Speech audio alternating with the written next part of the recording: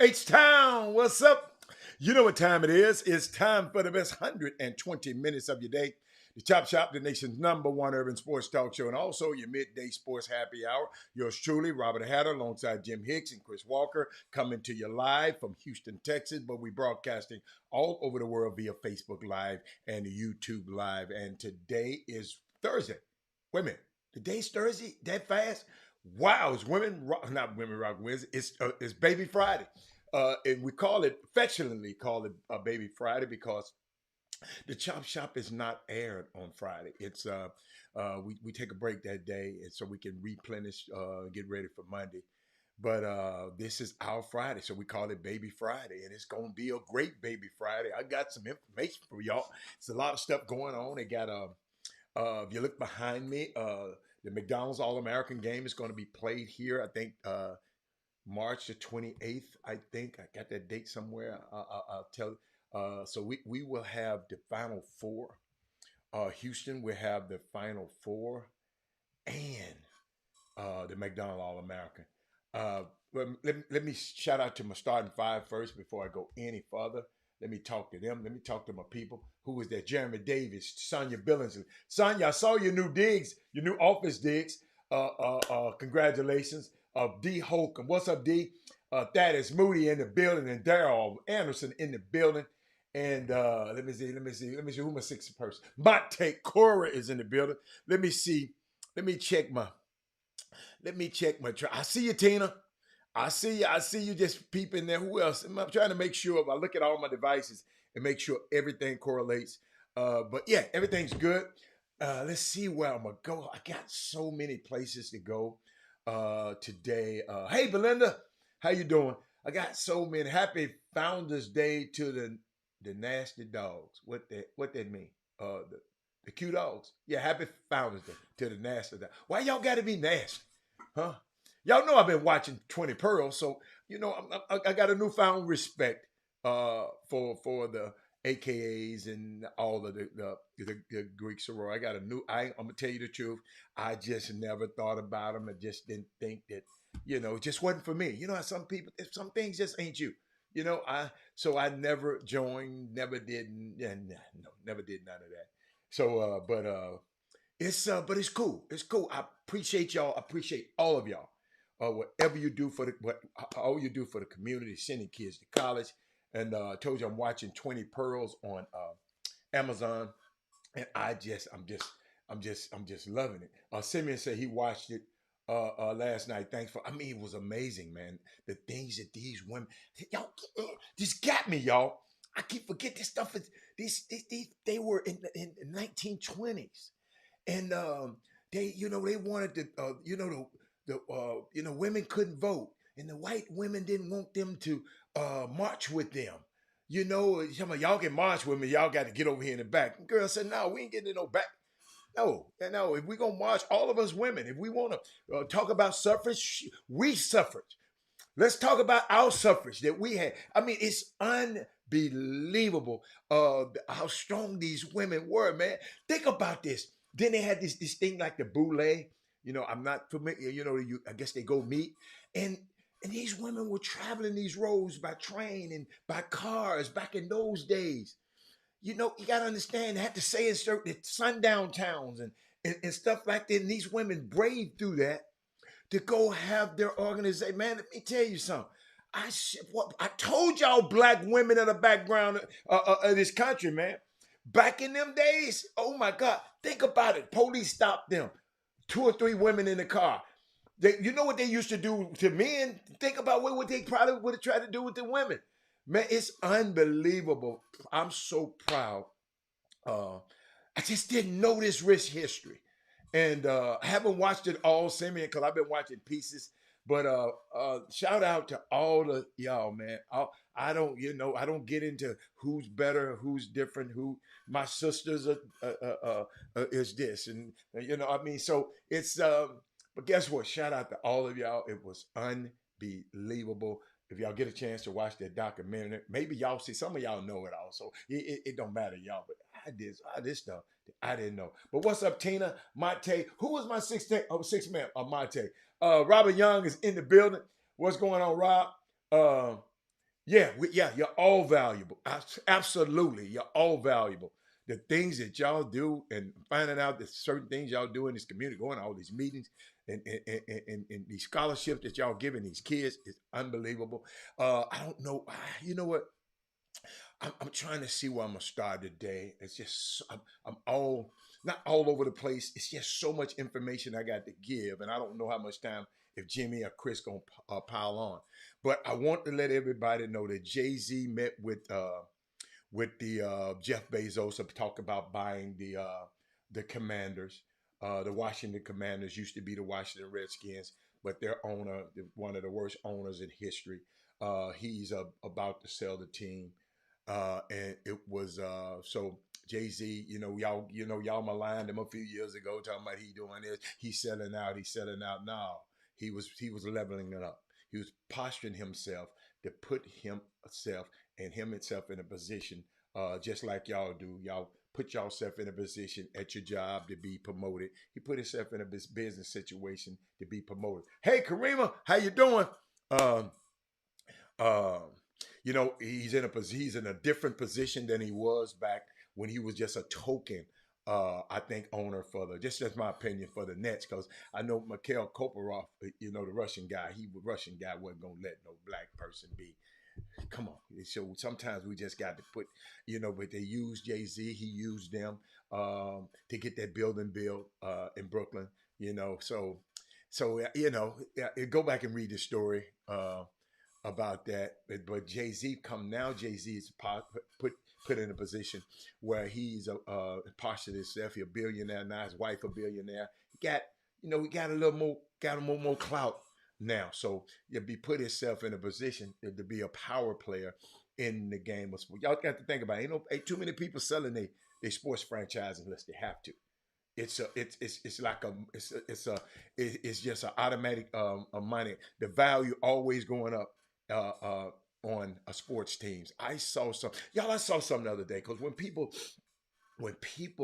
don't understand the value of redlining and don't understand the power that it took, and the power that it took, the generational wealth that it took out of our hands. A lot of people don't understand that. And I saw something last night, and people talking about reparations and stuff like that. People think we just want a handout. No, y'all took our stuff, and we just want it back. You follow me? We just want some of it back.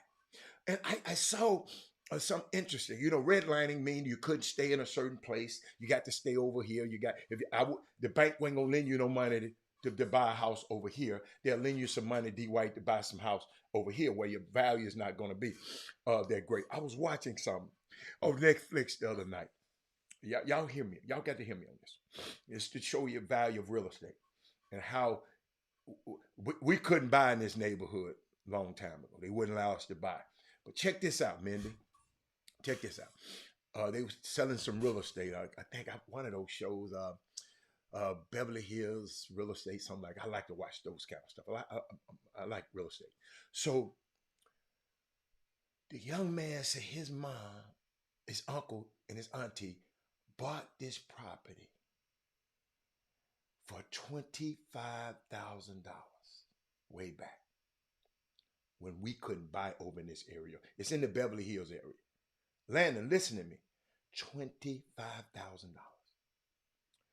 The asking price now on that property, Patrick Henry, they said they ain't talking to nobody unless they talking about $7 million.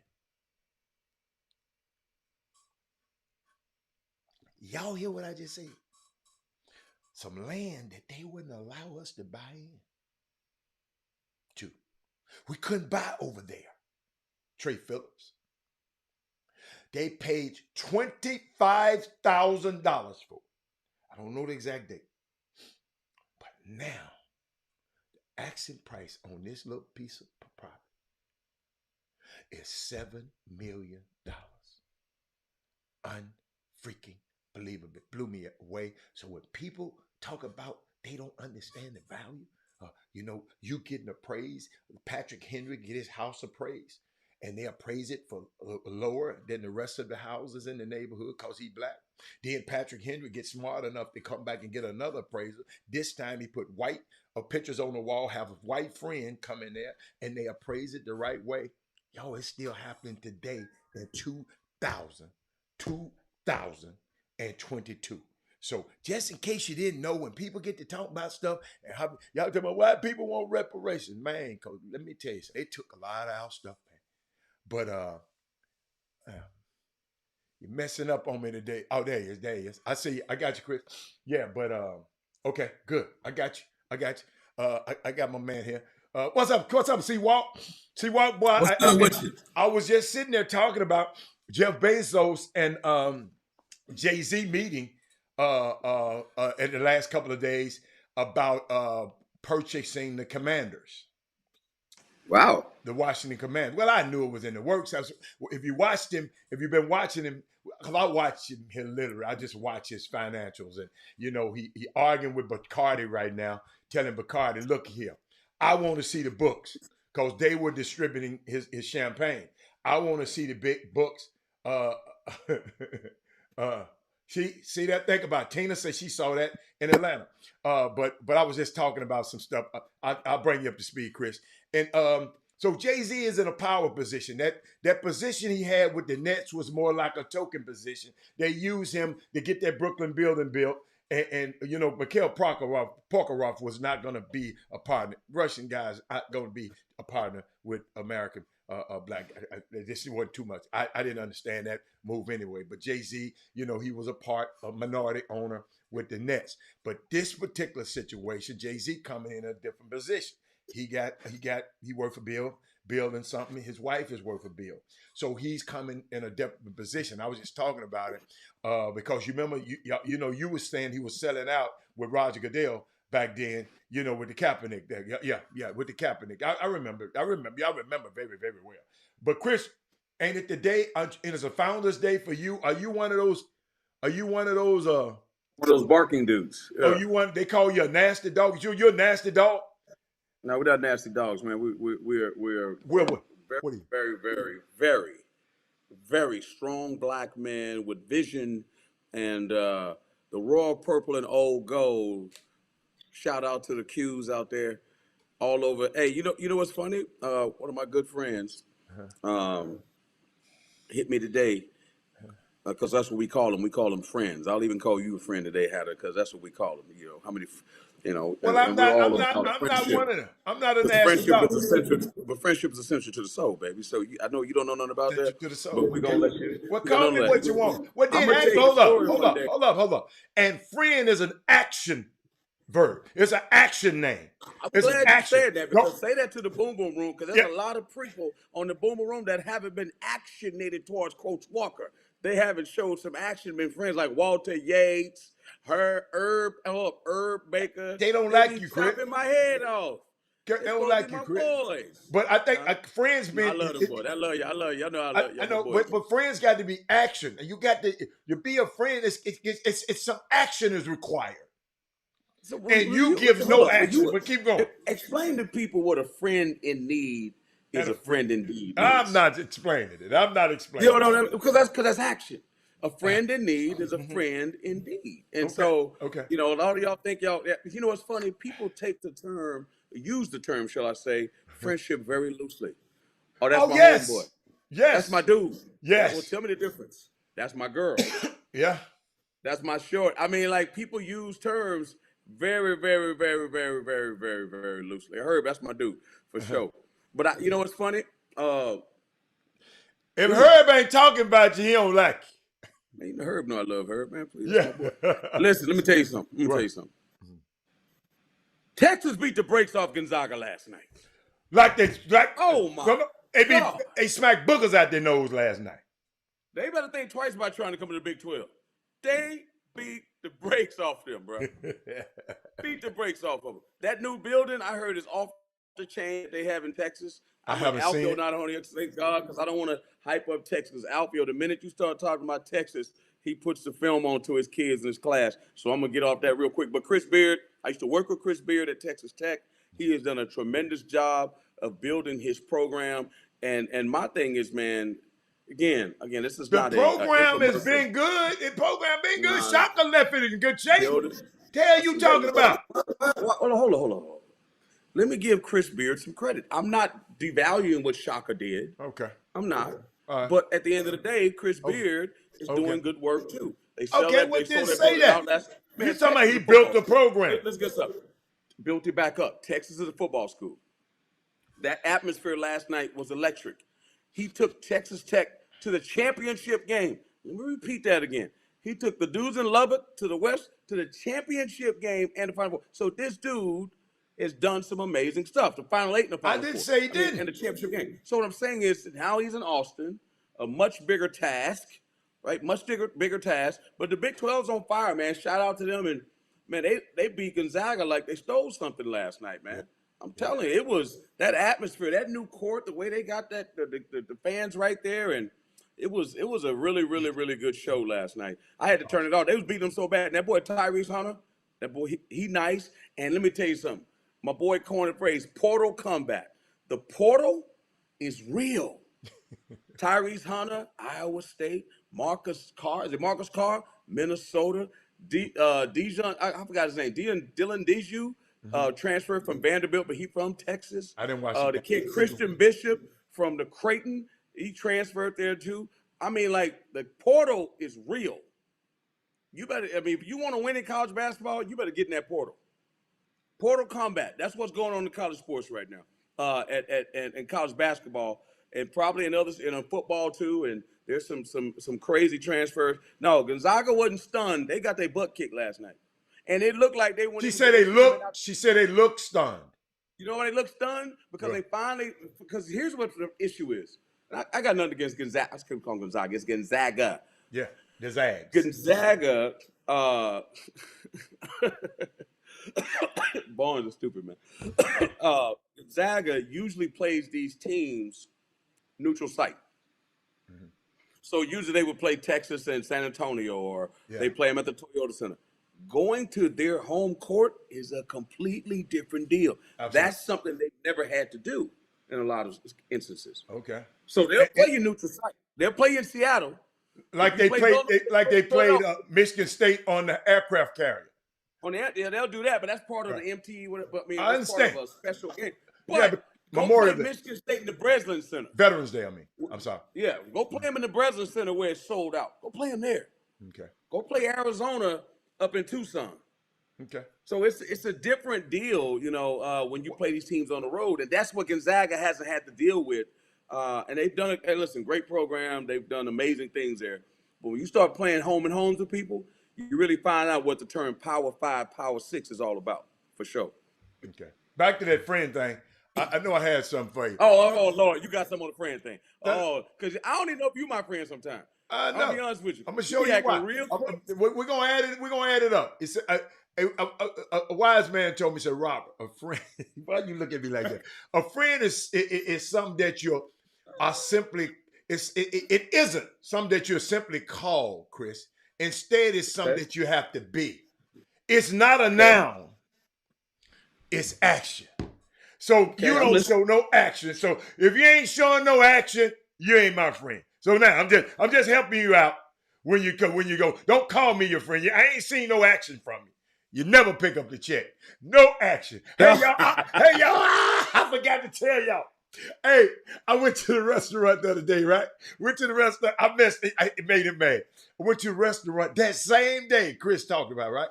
So I went to the restaurant and I went with some people called me for a business, little business lunch, me and another guy. So we just sitting there talking, right? So the guy, I come there all the time. The guy came and brought the bill. He gave it to me. Then the guy paused from me. He took it. He said, "Wow, Mr. Hatter, this is the first time somebody ever took the check from you." And this clown here the same way. He always running there. I told you go to the restroom and use the restroom. Then he come back. And then he gonna lie on me. Man, I am so glad that happened. I'm like, oh, you got it? Oh, you got it? You know what my favorite line is? What? Next.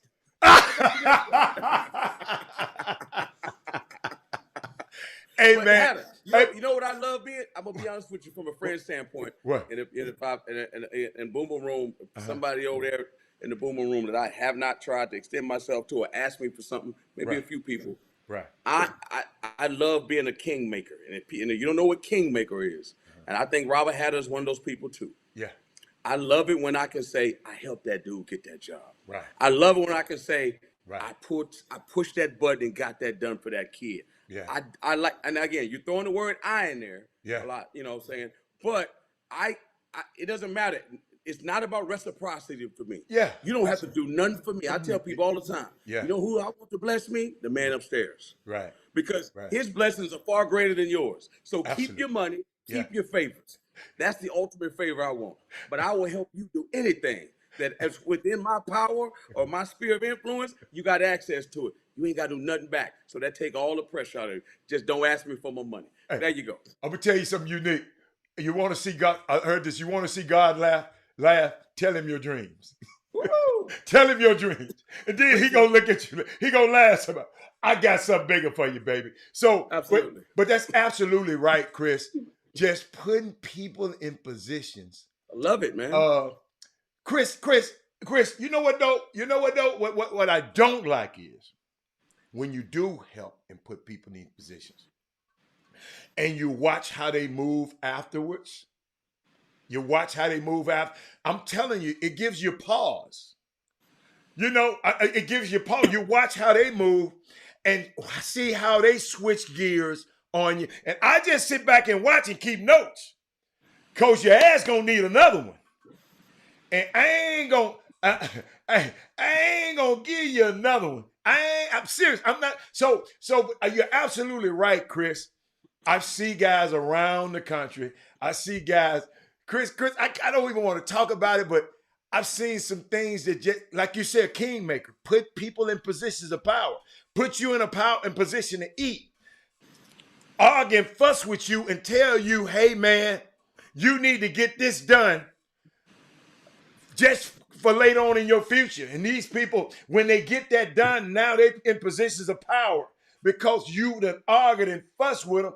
Hey man, you need to get this done. And a lot of us, and Chris, but it's no different. I mean, cut you off than when you do with kids that are. See, people don't understand when you're in a position. What's up, Mr. Barnes? You chop me up. But when you're in a position, right? Chop, mean people chop you up, man. You know that, right? Yeah. That's why I like when you chop them up. But when you're in a position, even on the chop shop, or when you're in a position of power, right, to help people, you have a decision to make, right? Right. Now you can decide who you want to help and you don't want to. Yeah, absolutely. You can split hairs about opportunities. Absolutely. My uncle taught me something. I told you this before about like when they say about loaning money and giving out loans, and giving out gifts. I always tell people I give gifts. I don't give loans. So, and it doesn't matter where it go after that, because if you concern yourself on where it goes after that, then it's going to be problematic. Right. Right. It's the same thing. Unless I'm helping you get a job, that I have a vested interest in that, because what you're doing is you screwing up an opportunity for me to help the next person. Gotcha. You see what I'm saying? Absolutely. Because Absolutely. if you do a good job, that person gonna come back to me again, Absolutely. and I'm gonna be able to help somebody else, and that's gonna be a conduit to keep that Absolutely. pipeline going. Absolutely. Right? Right. But when Absolutely. you go over there and then, because I always tell people, hey man, be careful what you ask for. And God don't need to grant everybody's wish. God, I love you, but you don't need to grant everybody's wish and everybody's prayer. Absolutely. Right. Right. You know what I'm saying? Some of y'all praying for $1 million. You don't need $1 million. You can't handle $100. You don't need $1 million. Absolutely. So my thing is, you also, as a kingmaker, you got a responsibility. Sometimes you got to say no to some of your friends. Come on now. Sometimes you got to be like, bruh, I love you, but that ain't for you. And you might lose a friend, Hatter. I know why you put your... Come on, man. Come on, preach, Reb. Preach, Reb. Hey, preach, Reb. Preach, Reb. No, but I'm telling you some real stuff. Right. Even in sports. Right. You know how many times I can remember vividly. Man, oh my God. Let me tell you what. Bruh. Corey messing with me. It's called John Elliott, Corey. You don't know nothing about that. But listen though. So what I'm saying is, sometimes when I have to cut a player, I remember on my summer team, I had to let a kid go. And I said, listen, man. It was hard for me too, because the guy was a contributor to my program, financially, brother. And I'm like, bro, it's just not for your kid. You know how hard that is to tell a parent that when you know that all they care about, because sometimes because you know you can help the kid. You know, if you put your energy behind them, you can put the kid in a position to get where he needs to go. But unfortunately, it's taken away from other kids. So when you got to go tell a parent something like that, let me tell you something, man. That don't feel good, bro. But it's the right thing to do. Even though you can help them, in that instance, you got to do it's the lesser of two evils, right? And my thing is, that's the hardest thing in life, when you got to do that to your friend. To your friend. When you got to tell your friend no, you don't understand friendship till you got to tell your friend no. You can tell somebody that you don't care about no all day long, or discard them or be dismissive. But when you got to tell somebody you care about, or deny them something that they absolutely believe they should have, and you're judge and jury, or you're the kingmaker of that situation, that's a problem. Like, I've been trying to get Kevin Freitman to get me, Raouf, what's his name? I can't even say his name, Mahmoud, because Kevin Freitman can't get it done. So when Kevin Freitman asked me to do something for him, I got to tell him no, even though he's my boy, because he can't get it done. That's Kevin. He can't get it done. So my thing is, at the end of the day, I'm just messing with Kevin Freitman because he's talking about me, but I know. I'm just saying it's hard to, and particularly amongst brothers. Just letting people know, like, people say whatever they want. Amongst brothers, particularly black men, women, y'all can speak. I can't speak on women. I can speak on dudes. You know how to, because you and I go through it sometimes. But see, I tell people all the time, Part of life. that's part of it. That's part of life. Like, people want to get married and don't want to have problems. I don't understand that. Right. They have problems at work, they still go to work. Right. They have problems as a kid, they still mom and dad. But if you get problems as a friend, oh man, screw that dude, man. I don't want that dude. Right. That's part of life. You know what they call resistance? In the gym, they call it growth. Right. You build a muscle through resistance. Guess what? It's part of it. You done made me strong as hell. Because I wanted to throw you in the ocean about saying, I took you out on the boat. I wanted to throw you in the ocean a couple of times. But guess what? I know something about your heart. I told you, you just inherently mischievous. You just got it. I'm telling you, that's why I call you Eddie Haskell. Eddie Haskell loved Beaver. Man, you crazy. But he always did something to get him in trouble. You can't help it. Chris, I'm telling you. I just think different than you. It's nothing wrong with that. No, but you just, I always tell you, two things can be true at the same time. But you like to do stuff. Hey man, see, you don't understand. I'm gonna recover no matter what. You know. You built to last. That's Yeah, you okay. gonna say how did this here? It put me in it. He done put me into so many. These dudes don't speak to me because of him right now. But guess Bro, what? I value him better than them but anyway. here's my thing. You winning though. That's crazy. Yes, hold on, You no. winning. But I value you more than them. See, that's the key. I know what I got with you. You ain't gonna Hey never man. get on an airplane and pass by me and don't speak to me. Yeah, no, heck no. That's But crazy. we got some people that you know what I'm talking about. Hey, Well, listen, let me tell you something, man. I tell people about every day it's a pyramid for a reason. At the yeah, pyramid is the point, is the right. zenith. On the way up, you got all these people, hanger-ons, buddies, so-called this, so-called. As you start walking up that thing and start getting to your destiny, right? That peak gets narrow and narrow. That It's means you got narrow. to get rid of some folks, man. It's narrow. You can't take all them people with It's you. narrow, Coach. Stop trying to take everybody with you. It ain't Hey, made to. It's Coach. not made to go that way. It's so narrow right now. It's pitiful. Hey, you know what? it's Hey, huh, it's so you know narrow. what? Huh? Hey, everybody don't know what it's like to breathe that air up there, bro. It ain't for Hey, everybody. Everybody's lungs aren't built that way to breathe that air of success or hey, to breathe that air of peace. I got Not something I like want to that. share with you. First of all, What's going on? congratulations to Karen Bass. She's the next mayor of Los Oh Angeles, yeah, yeah, the yeah, yeah. first woman, first woman, not just black woman, first woman in the history of Los Angeles to have, have been the mayor of the city. She grew up there. She do a lot of stuff in the community, right? Go look up Karen Bass. Everybody, Magic Johnson, everybody, they vouch for this. Well, if that woman worked, she was a community. She worked in L.A. doing the gangs and all of that stuff. She was in the line of fire. And It shout was out to her. outspent, and it was outspent like crazy too. Oh, yeah, outspent. Oh, yes, a lot of people. Yeah, you know what? Mercer, well, yeah, let me tell you something. Chris, we got so many places to go, but let me go here. But we're gonna talk about outspent a little later. But I got a picture I want to put up. Somebody said something to me, and I'm glad you're on the show today. And they sent me this. I mean, they posted this, and I wanted to share with y'all. I ain't got my glasses on, but I'm gonna try. Here it is. They sent me this. They tweeted this, right? And in this picture, I'm gonna make it bigger for you. I'll cover myself up.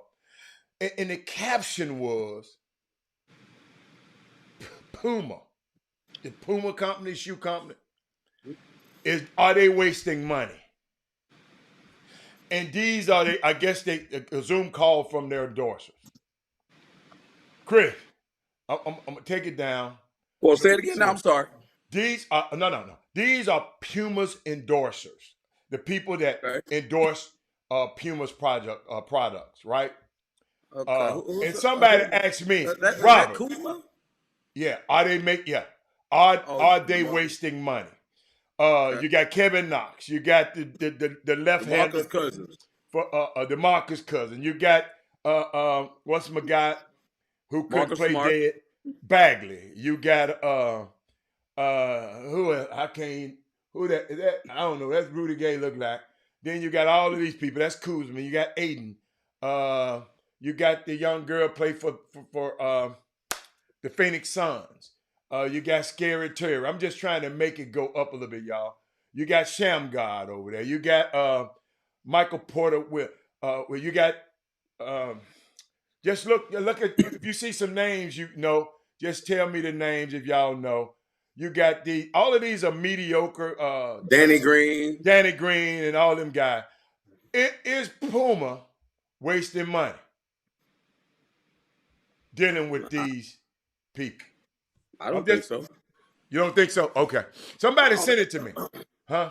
Because my thing is, again, as I said before, people got to understand sports marketing, man. Sports marketing is, and it's an influencer game, right? Sports marketing that's like they're just not throwing away money, but they're marketing dollars. Okay. They're trying to reach a certain demographic. Okay. Okay. That's what they're trying to reach. Okay. So you notice ain't no old dudes on there like us. I got you. All young guys, and they're trying to find DeMarcus Cousins, but who are the movers and shakers? Probably social media has a lot to do with their social media following. Probably has, and I don't know that. I'm just throwing a shot in the dark. Has something to do with it.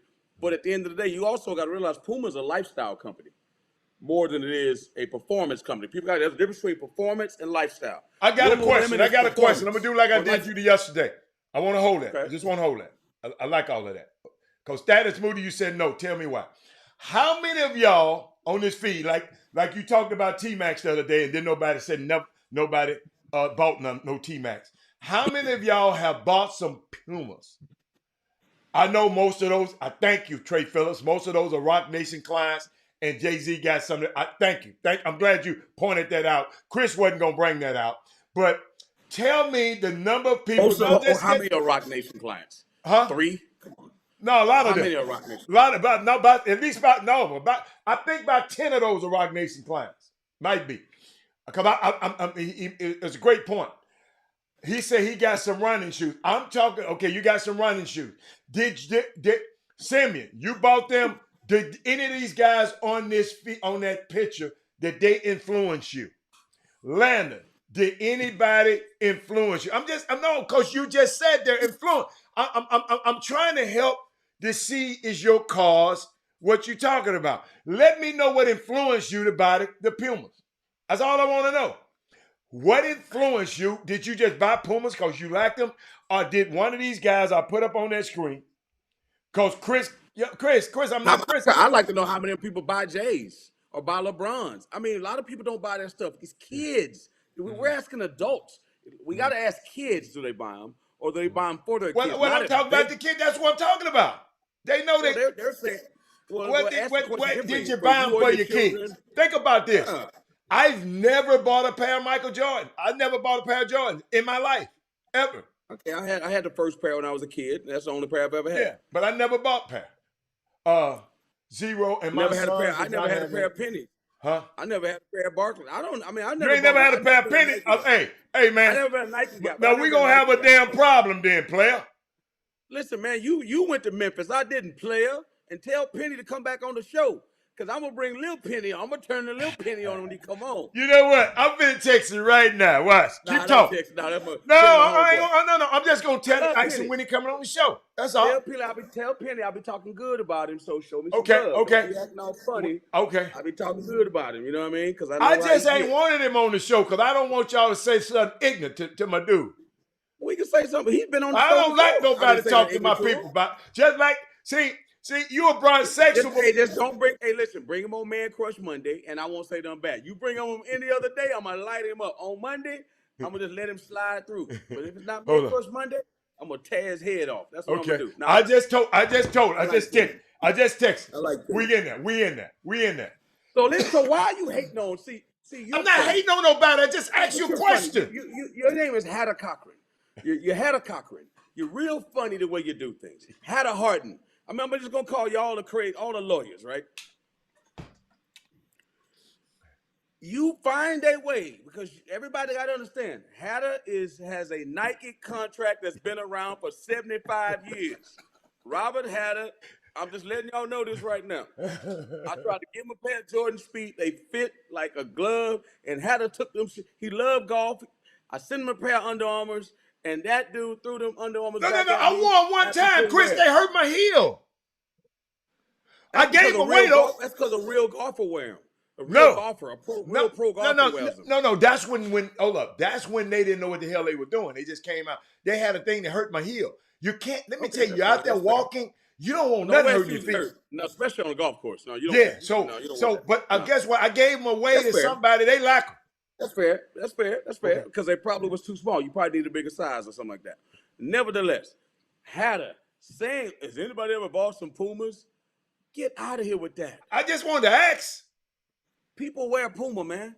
Okay. What I don't want to say is you saying people on this feed, the other culture wear the hell out of them. There's other people that wear the hell out of them. Okay. Maybe black folks. No. I'm saying, did these guys influence you? That's why they're trying to get black influencers. Okay. But it's all hero worshiping though. It's people like them. Listen, man. Let people sit in the room, right? Just like I know your boys at Nike, right? Now they the kings of the castle. Right. People sit in the room. They don't say, man, let's just get this dude a deal. Let's just get that dude a deal. Oh, yeah, I know. They're like, hey man, let's do some research. Look at the social media. Look at this. Look at that. Look at that. Right. Target that guy right there. It's business, man. It's a method to the madness. Okay. All right. And stop being a hater. Stop being a hater too. And Chris, we in a era, Chris, and I wanna especially this is a great day to educate our guys. I'm glad you're here. We in a era, man, that people just put stuff online and we listen to it, and we tweet stuff, and people they just go for it, and a partner was a friend of mine. I was talking to him. He said, "Well, Robert, what is the difference between?" Because they heard me on the show the other day, and if he wanted to know, I'm gonna share with y'all. What is the difference between misinformation and disinformation? Okay, so Robert, what's the difference? And I said, misinformation would be a mistake, inadvertent, in essence. Okay, that's misinformation. Disinformation is propaganda. It's deliberate. Like the stuff that Chris just deliberately say out here is deliberate. Misinformation can be an error. Okay, an error doesn't become a mistake until you refuse to correct it. I'm just helping you. Okay, just giving you this information. I never forget Martin Luther King. He said one of his things he was talking. He frequently spoke about two concepts. Okay, and I just want to share this with you. We're gonna get back to some more information, but I keep thinking about this, Chris. He said too much dangerous things in the world is sincere ignorance and conscientious stupidity. They're very relevant today. He said that way back then. He said, we can work with one, Chris, but conscientious stupidity means that you make a decision to live in error, to believe untruths or misinformation, and that is very, very dangerous. There is nothing more dangerous. He said this. There's nothing more dangerous than sincere ignorance. It just means you don't know. And conscientious stupidity. And when he said this, it was in context of explaining the rationalization, y'all, of the enslavement, mistreatment, and vilification of African Americans by the white community. That's the concept he talked about it. So when we talk about stuff like this, when I talk about disinformation and misinformation, people people right now really believe that the election of Biden was stolen. It's a man came out of a. I'm talking about. I didn't mention no names. We got to be smart enough to understand what I'm talking about. Okay, we got to be understanding. If you want to email me, and I'll tell you. But on the airway, but the Virginia had a hell of a contested race not too long ago for governor or something. The governor, he ain't worth he ain't worth 4 head fly. I think his name Youngkin. Yeah. So he won, right? So in the exit poll, and I put it on the show a long time ago when it happened. It's an older gentleman, white gentleman, walked out of the polling place. And the dude said, "You vote?" He said, "Yeah, I had to vote. I had to vote against that CRT." The reporter asked him a question. He said, "What is CRT?" He said, "I don't know what it is, but I had to vote against it." This is an 80-year-old man, 75 to 80-year-old man, Chris. Chris, he walked out of the polling place and said, and ladies and gentlemen, just in case you don't know, CRT is not taught in schools. It's a law school curriculum. It's a law school on the law school syllabus, not taught in high schools. But if they say this disinformation enough and enough and enough, even some of y'all on here, if I hadn't told y'all a second ago, you would have thought it was. So that's the thing I want to share with you. But have it again. There's another quote from somebody. The only thing that's more dangerous than ignorance is arrogance. So what happens is you got these people that think because they have resources and they don't care Right. about people that are more or less fortunate in a lot of ways or of a different hue. Right. They're so arrogant that they won't They listen. won't listen. They Even won't. if my boys always say that would be too much like right. They're Somebody not said. gonna, it would be too much like right. They're not gonna do that. Somebody told me. It would make too much sense. Like Jimmy said yesterday about the NCA and helping those kids. Mm-hmm. It would be too much like right because they can easily do it and it would benefit the kids. Yeah. But they what? They're too arrogant to do it. It's a dude told me, a white dude. He said, Mr. Hatter, I'm gonna tell you something about my people right now. He said, zillions of white people are dying from cancer. He said Barack Obama came up with a cure for cancer. Them people wouldn't even take it. Bro, let me tell you something. Truer words have never been spoken. And so, and you know what's funny? It messed me up, Chris. No, it don't mess me up. See, I'm from Texas. I'm from the South, right? Inherently, you from Memphis. People got That's dirty South. Dr. King was killed in Memphis. You know what he was in Memphis for? What was he in Memphis for? For the garbage men. For the garbage man. So Yeah. again, he was there to help the garbage people. Yeah. He was shot. Yeah. He wasn't there to talk about bus boycotts. He wasn't there to talk about sit-ins at the lunch counter. He was there to help the garbage men picking up the trash. But Chris, they got wind of his financial, because he had already spoke about, I have integrated my people out of a burning house, right? But guess what? What's the use in going to a lunch counter if I don't have money to even buy the hamburger? So in other words, I'm sorry. Now you can continue. Listen, Huh? people laugh at the movie we talk about. We love it, right? Uh-huh. Head of State, Chris Rock. Oh my Come goodness. on, man. Oh If my you God. haven't, you watch the AK. I know it's a comedy. No. Watch Head of State. It was pre-Obama.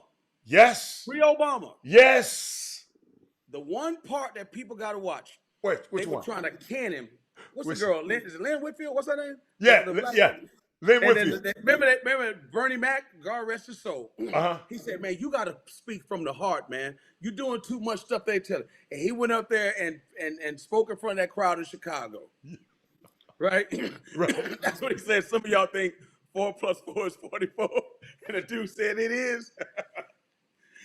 Y'all got to see that movie. He said, how many of y'all work at a place that you can't afford to shop in? How many of y'all work at a restaurant you can't afford to eat in? Hey Chris, I'm finna be your background. It just ain't right. Keep going. That ain't right. That ain't right. Yeah. Right. And then he looked at old girl, and when he was over, he says, that isn't right. Let her know, like, I know what's going on. What to say. Yeah. I feel what you're saying. Right. But that ain't right. That ain't right. You can sit up and try to tell me all you want. This is how the world works. But that ain't right. So when you look at when you were talking about the AKA deal that you watched, you look at some of that stuff, and I know how you look at it. I'm like, man, that stuff wasn't right. But thank God we had women that says, you know what? I don't know if it was you that told me about the girl, the women from NASA. You know how long it took them to get that story, Hidden Figures, to be written? Do you know how many people have lived? You just made a point about if Obama had the key to cure the cancer, people still wouldn't take it. Yes. Do you know how many people probably would not go see Hidden Figures because they just said that can't be true? Yes. I don't believe it. They didn't teach it in school. They didn't teach us in school, so that didn't happen. That's right. Hold up. My favorite part of the movie, when John Glenn said, where's the colored girl? He didn't call her color. He said, where's the numbers girl? Where's the computer girl? If she says okay, I'm good. Where is that? I know in his mind, where is that black girl? Exactly. I'm not going up in this moon, and not she can get me back. And guess one of the parts of the story. Again, I mean, we don't know what's real. We don't know because it's fiction. But she says, no. Some of them people are alive right now. I got you, but I'm saying like some percentage value, like to Yeah. make it a Okay. story. She says I had to walk all the way over here and over there to use the restroom because colored women are not allowed to use the. I'm just trying to tell you. Yes. I know you talk about Kyrie Irving, how he used the word dehumanizing. That's real dehumanizing. What was going on back there? But guess what? But it was a policy. Check this out. It was a built-in policy. See, that's what we keep forgetting. These people invent policies for us to be messed up. It was a policy you couldn't go in that restroom. It was a policy that they wouldn't drink from the same coffee mug that she did. That was a policy. Swim in the same pool. Yes, swim in the same pool. Oh yeah, absolutely. So that's dehumanizing. That's dehumanizing. Yes, absolutely. So what I'm saying is, somebody called me, somebody chopped me, Rick. Come on, Ricky, you got to be kidding me. But what I'm saying,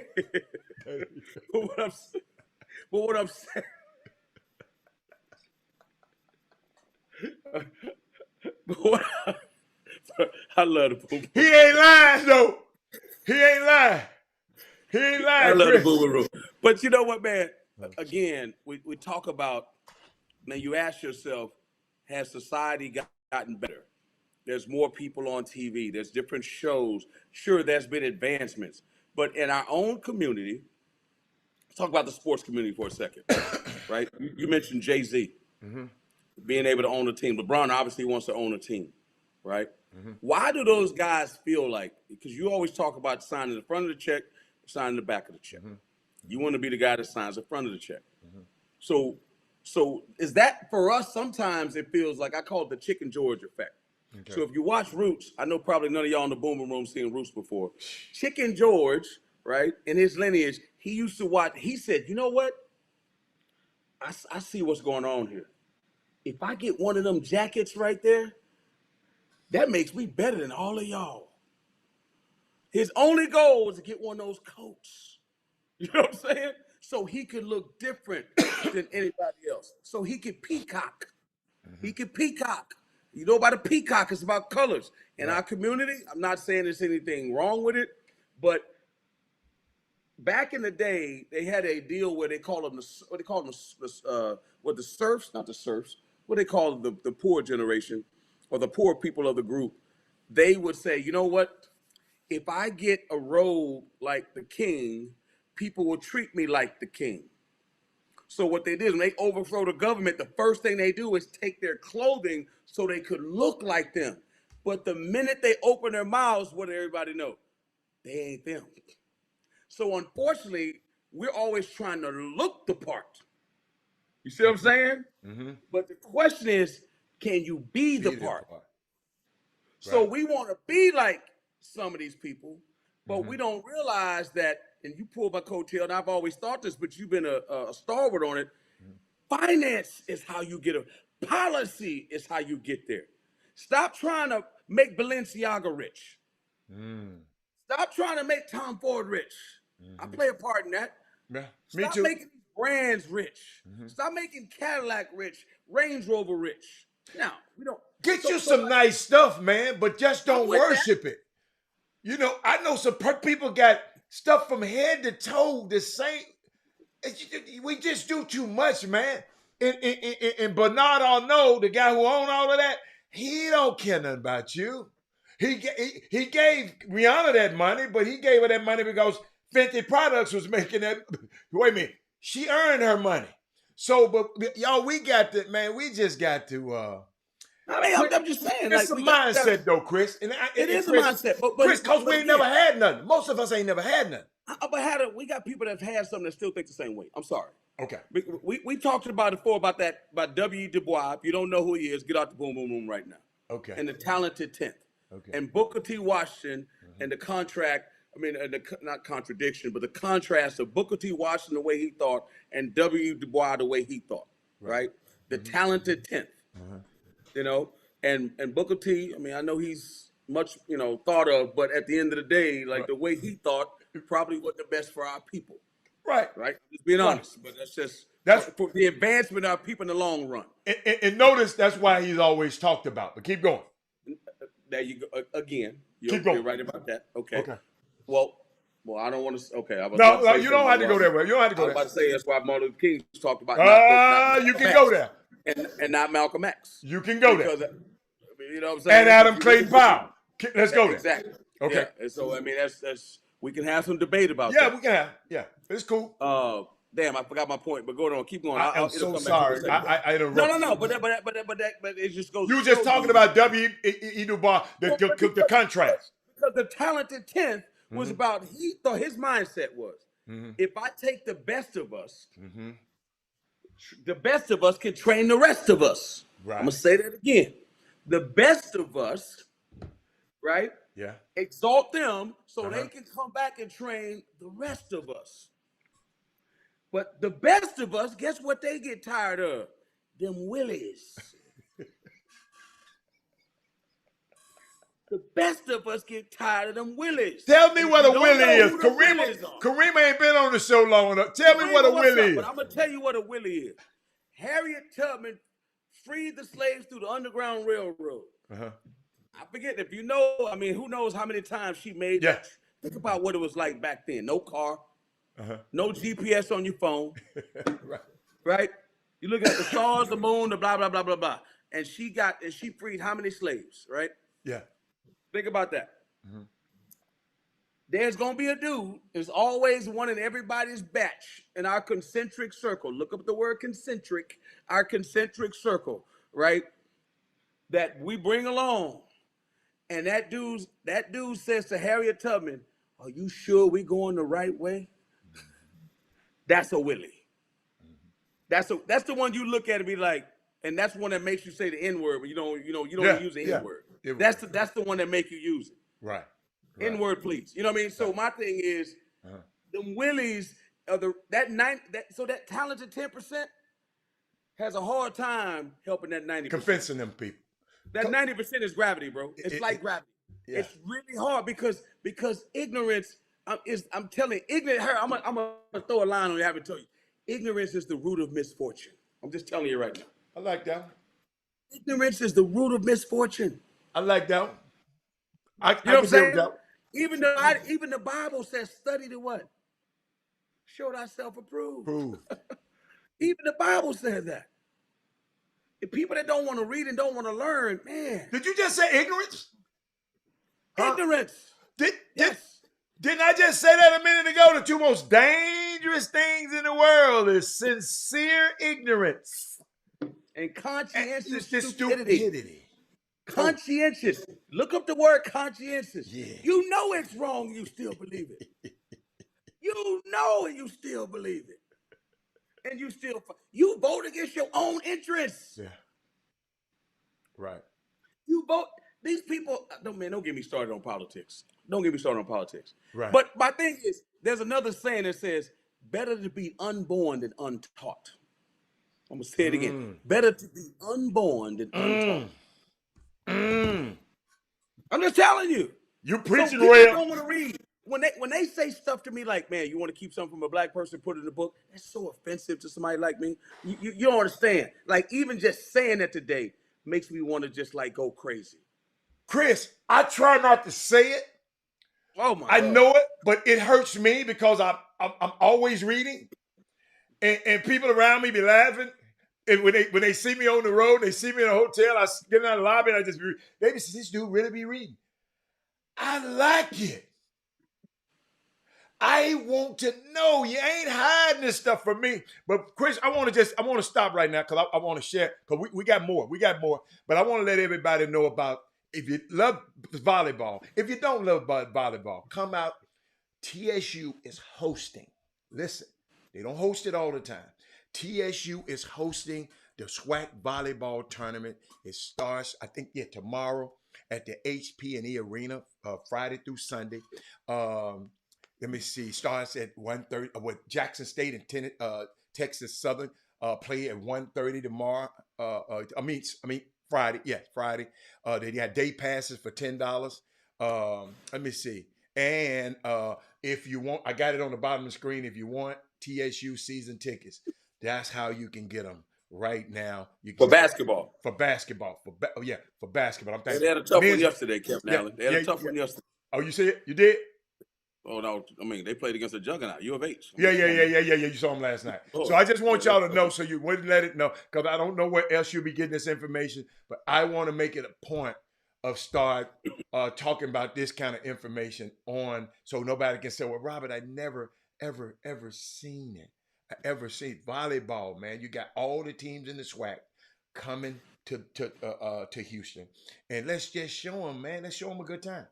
The Papa Do's gonna be crowded. The spot and all Edo, all of this gonna probably be crowded this weekend.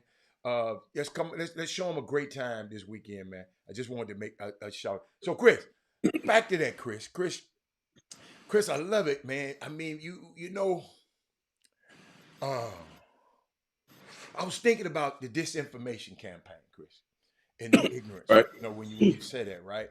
I was thinking about, and what I found out though, Chris, I'm finna make you. This one might get you. Okay? Let me get that stuff off the board. People believe that everybody is lying to them except the people that is lying to them. I know it would get you. I'm watching the Carrie Lakes of the world, and oh my God, they did a great thing of her on Saturday Night Live. David Chappelle, shout out to David Chappelle. They on his head now. They stay on his head. Guess what? To whom much is given, much is required. I'm not on his head. I'm with it. Now, how about that? But listen, y'all, I keep trying to tell y'all, because y'all gonna be hearing some disinformation is a killer. And there's a lot happening around us. So y'all got to know your source. Chris asked me a great thing the other day, but Robert, where you get your news? I didn't shy away from him. I told him where. Let's make sure, y'all, we are reading, what we're reading is truthful. Okay? Let's just make sure. Let's do that extra click. And I got something else I got to tell y'all about. Okay? You know how y'all click on certain things and Google for certain things? Let me tell you something. A lot of those answers, Chris, these algorithms work when you're Googling, right? A lot of those answers gonna be catered to you because that's what you done clicked on before. No question. Right. It's like marketing, yeah. Listen to me, y'all. If you've been hanging out with Trump and talking about Trump and using all of that, when those algorithms come back, it's going to be suited to you. You're going to be like in an echo chamber. Chris, and it's factual, and we understand, and we understand how, what I was talking about. Because I was talking about registering to vote, Chris. You might correlate. Somebody correlate. Yeah. But it's a big deal, guys. I just want us to know it's a big deal. And we talk a lot about holding elected officials accountable. But let me tell y'all something. We got to start holding ourselves accountable, Chris. Elephant in our room, bro. There's a whole lot of groups. There are a whole lot of wealthy people.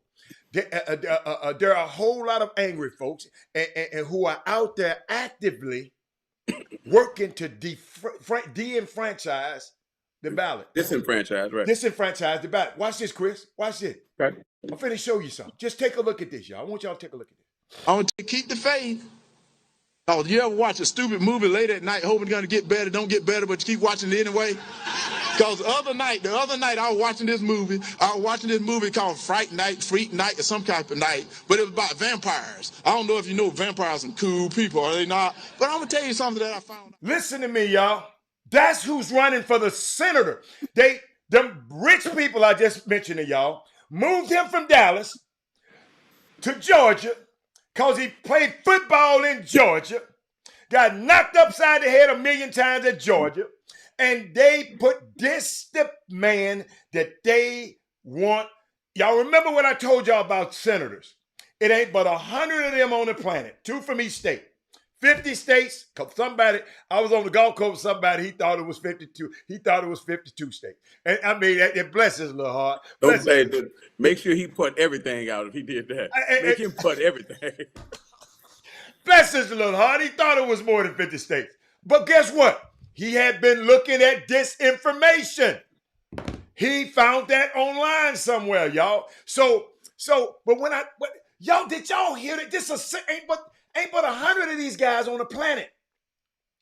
And we got a brilliant erudite and a philosophy major, pastor, and Raphael Warnock, and they had to have a runoff with him, y'all.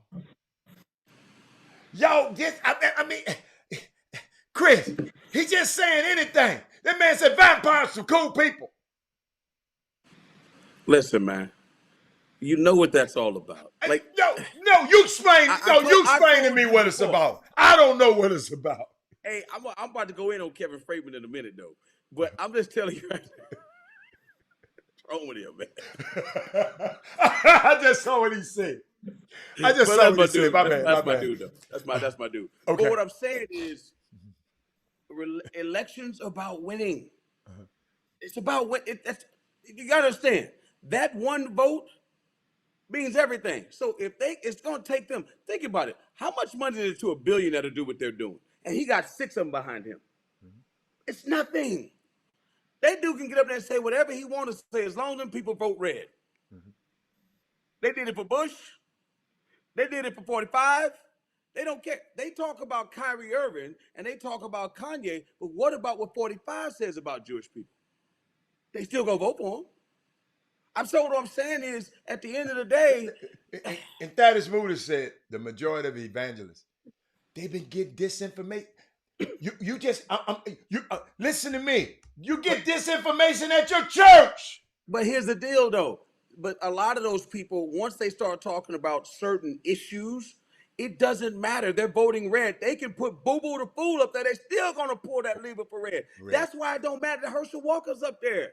That's what I'm trying to tell everybody. It don't matter. They get mad at Herschel They ain't Walker. voting for him. They just voting. They're not voting for him. I got you. And sometimes you can vote for something or against something. It's not necessarily vote for somebody or against somebody. You can vote against principle and policy and ideas that you don't believe in. And you may not like the person. You think, let me tell you something, guys. Let me tell you, guys and gals. You think that all those people that voted for 45 believe what that dude believe in? Absolutely not. Let's stop that. Let's stop that. That's not true. There's people out there that think that dude's X, Y, and Z. I'm not going to say negative words or whatever, right? I'm going to give respect to the office, President of the United States, okay? But don't believe that everybody believes what that guy believes or acts like that. But they're voting Republican because they believe in the financial benefits of it. They're voting because they don't believe in abortion. They're voting because they believe in they don't want certain things taught in your schools. It has nothing to do with him. He's just the one that's representing them. I'm sorry. That's how it works. So what we need to do is we need a guy that represents the blue, whether you're blue or whether you're red. I'm not going to say black people are a monolith and everybody on the feed votes Democrat. I'm not going to say that. It's not a political show. You're allowed to vote however you want to vote. You vote your conscience. You vote your pocketbook. You vote however you want to vote. Doesn't mean that you care about that dude, but you can still have an opinion. You can still criticize your leaders. You can still speak truth to power. Right? I'm a Cowboy fan. I don't like Mike McCarthy. I'm sorry. Get him out of here. I still love the Cowboys. What I tell you? Hey, Tina, what Tina? I told you, man, we can talk about anything. That man gonna get back to them Cowboys or LeBron. Chris, you done drunk that coffee. You done drunk that Kool-Aid, it's man. It's the midday sports happy hour, baby. Come on. Dude, you love them two dudes, man. Listen, man, listen. I'm just keeping it real. I'm just keeping it real and telling you how the game works when it comes to politics. You know it already. Yeah. You know it already. Listen, people are still mad in Houston, Texas, about that judge losing. What's the young lady name that beat that judge? The judge, that standing judge. People in Houston know exactly what I'm talking about. There go. She didn't lose. She didn't lose when she beat him the first time. Oh, Emmett. You talking about Emmett? What? Okay. George Emmett. People still mad about that. Oh. Wow. But guess what? One man, one woman, one vote. It's all about who shows up on election day and gets it done. Look what Karen Bass just did. He had all the money. Look what happened. She won. So politics even on this show, when we try to tell people, or we try to tell certain kids about about what their opportunities are in life. You know what's hard for me? You know what's hard for me? And I, like I said, I coach college basketball, I coach summer basketball. It's hard for me when our people, again, one of the reasons of why I wrote the book, Elephant in Our Room, because I was one of them, right? I was smart. But I didn't believe education was my way out. It wasn't around me. It wasn't in my orbit. The education was a way for me to see the world. Because I'm telling you right now, if I knew what I knew now, if I was exposed, I would have probably have done what your son did and went to Princeton. Mm-hmm. Because it's about the long game in life, guys. It's about the long game. But Villanova wasn't bad, Chris. But even going to Villanova, that didn't mean anything to me. All I cared about was playing basketball in the Big East. Oh, okay. I got you. Even going to Villanova, most people that go to Villanova work in the finance sector. Okay. I didn't care about that. I got you. You wanted to play basketball in the Big East. I got you. You know what I'm saying? So parents, so my thing is, you got to look in the mirror as a parent. You got to look in the mirror as a person of influence in a kid's life and ask yourself, what kind of importance are you putting value on in that kid's life? And you got to be honest with yourself, because the kid is going to tell you all he's going to do is reflect what you're giving him, right? Mm-hmm. And if you only preaching sports, that's what's going to be reflected like a mirror. Period. You know, so it's hard. Mm-hmm. If you don't believe it, here's my thing. If you don't believe it, it's hard. Okay. If you don't believe that being a senator one day is a big deal, and if you don't believe in voting, it's hard to sell it to a kid. No, Coach. They just got to be. No, it's not hard to sell them to them. They just got to educate them early. I understand that, but no, it's hard to sell it to a grown person.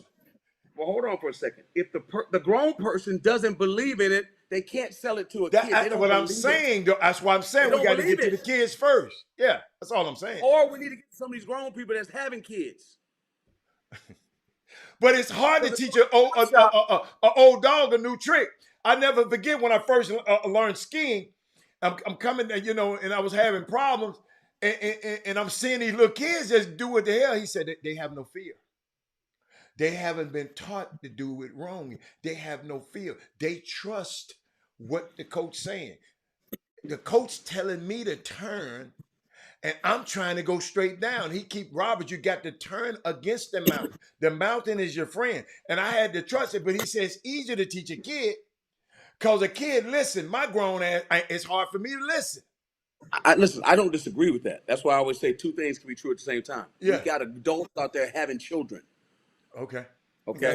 I got they need to be on the boom right now. We got adults on here. Right. I got you. Who having kids. Chris, kids watch this show too, Chris. Don't ever forget. I'm not disagreeing, but I'm letting you know. I understand that. Okay. I'm saying we still need to educate because they're grandparents too. Right. Knowledge transfer. I got you. Passing it down through the generations. I got you. Credit score. Passing it down to generations. Hey, man, it's important to have a great credit score. Why? Why am I just going to do that? Hey, man, listen, you don't need to but sometimes we just afraid to do that. You said something very key one time. We're afraid to pass on our pain. Some of us got terrible credit scores and afraid to tell our kids the reason why I'm using your name to get the light bill and do X, Y, and Z. And people don't know about interest on a loan on a house, interest on cars. We're not teaching them. Absolutely. So guess what they're going to do? Make the same mistakes we're making when they're in our house every day, and all we got to do is what? Teach them. What's the solution? But if we don't care about it, okay. If it's not important to us, how they going to learn it? So how do we get people to be important? How do we? I just told you. How do we grow? Early. Ignorance is the what? Root of all misfortune. Okay. But if you don't want to learn it, if you want to keep giving, some people have fear of learning. Because if I learn it and I know it, I got to be responsible for it. Some people rather not. But life, come on, man. Life's about accountability. I agree with you. Some people say, "Well, shit. Ignorance is bliss. If I don't know, then I'm good." But I told you, the man just said a success. But Chris, I want to shout out I got to shout out Chris. I got to shout out to my track coach at TSU, Coach Banks. What's up, Coach? I love Coach Banks. She watching the show, and Jazz Gendorf, she the softball pitcher for the softball team at TSU. TSU, Coach Bank is a track coach at TSU. She's watching the Chop right now. Shout out to Coach Banks. And she know my joke. Coach Banks, I just love Coach Banks. So I know she's cracking up over there. But Chris, what I want people to understand, and maybe I was just talking about how these algorithms base results and what you search, the way you search for a thing. We got the Googlers on here. Freightman and Thad is gonna Google everything that we say over here and make sure it's right. Okay, it might create a different search of results for you. I just want to let you know, and it will confirm some of the craziness you've already typed in there. So as opposed to correcting and informing you that search engine you're checking, so that's why you're supposed to use more than one search engine. Don't just use one. Everything we see is based on how we behave on the internet. I don't know. A lot of people told me they didn't understand this, Chris. The things that we interact with on the internet. So if you know them sites y'all go to, they know.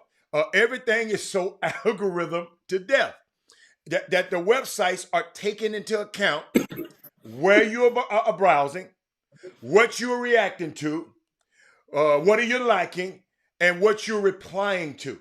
Okay, I'm just helping you out, just in case you know what you're retweeting, what you're posting, what else? What you're saving. All of this stuff when you go on there, I'm going to let you know in case you didn't know what you're talking about in your text messages. It's in the cloud. Y'all worried about the vaccine tracking you. Your phone is tracking you. Y'all know, y'all done seen me on this show. I wasn't talking to Siri. I didn't say Siri. And Siri just pop up and get to saying something to me. I ain't said Siri, nothing. And y'all done heard it on this show. All of these things we are creating through social media, man. Yes. Not going anywhere, though. Not going anywhere. I ain't Not saying, listen to your... Chris. I'm agreeing Chris, with you. quit being a cynic. I'm just letting the people know. Some people don't... I didn't say it was going nowhere. You wasn't evidently... See, you know it all. Excuse me, y'all. I'm not talking to his know-it-all. He know it all. I'm talking to y'all who don't know. I'm agreeing with you. No, you're not. No, you're not. But it's not. I didn't say it. Not going. And the reason I'm telling them, because I know it's not going nowhere. Thank you. So what is this Kevin Fraser? He don't know what he's talking about. So what they're doing, y'all, they're creating a world out here, all right, for you based on what you interact with. They know you interacting with this show every day. That's why we tell y'all to share it. That's why we tell y'all, like the guy said yesterday, it was 47 people on the YouTube feed at one time yesterday, but one person put a thumb up. That can't happen. You should want people to know you're watching this show.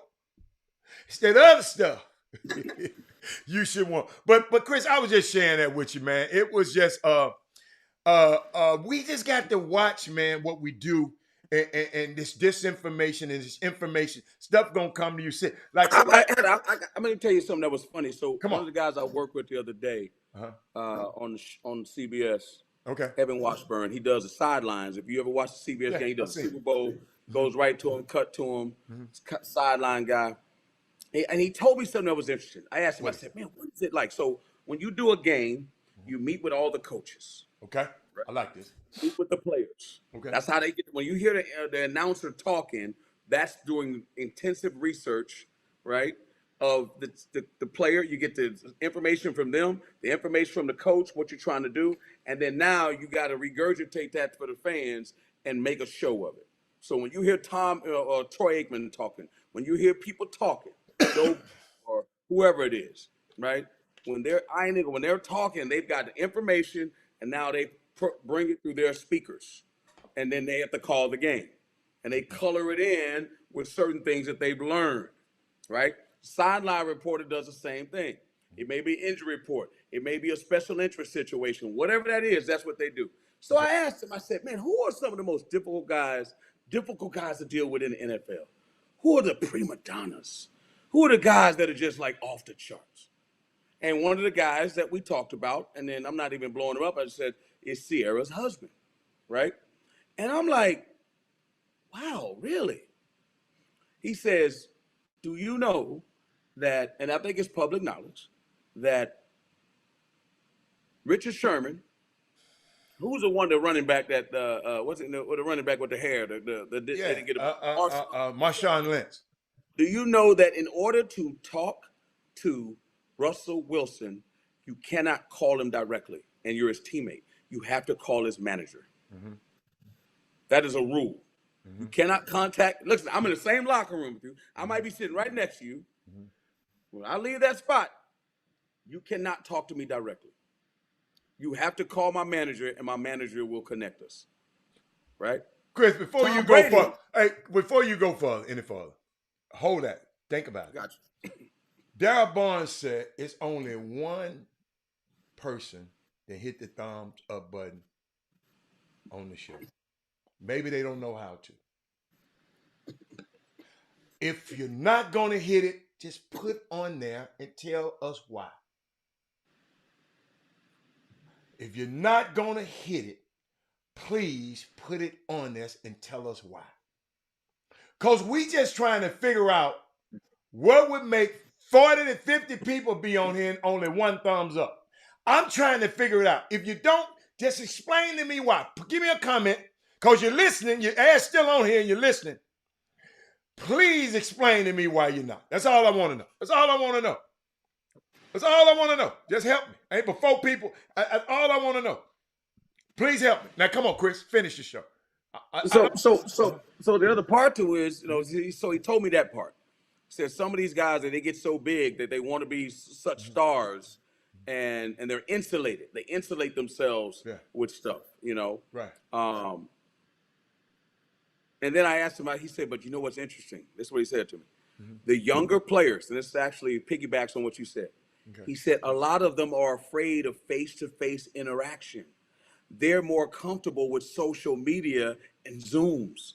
The younger players don't want interaction between like a human being. Like we sit and talk to each other. They're more comfortable with this. This is the world they grew up in. They're more comfortable tweeting you back and forth. They're more comfortable that he said the new, that's what they're more comfortable with.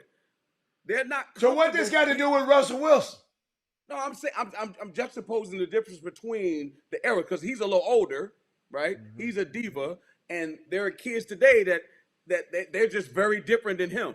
Like they're just like, even if you can't even say, like, I'm trying to figure out a player that's a young player, Justin Herbert, he might be more comfortable. Man, can you just email me, or can we just text? Can you put us in a group chat and I'll just respond to it then?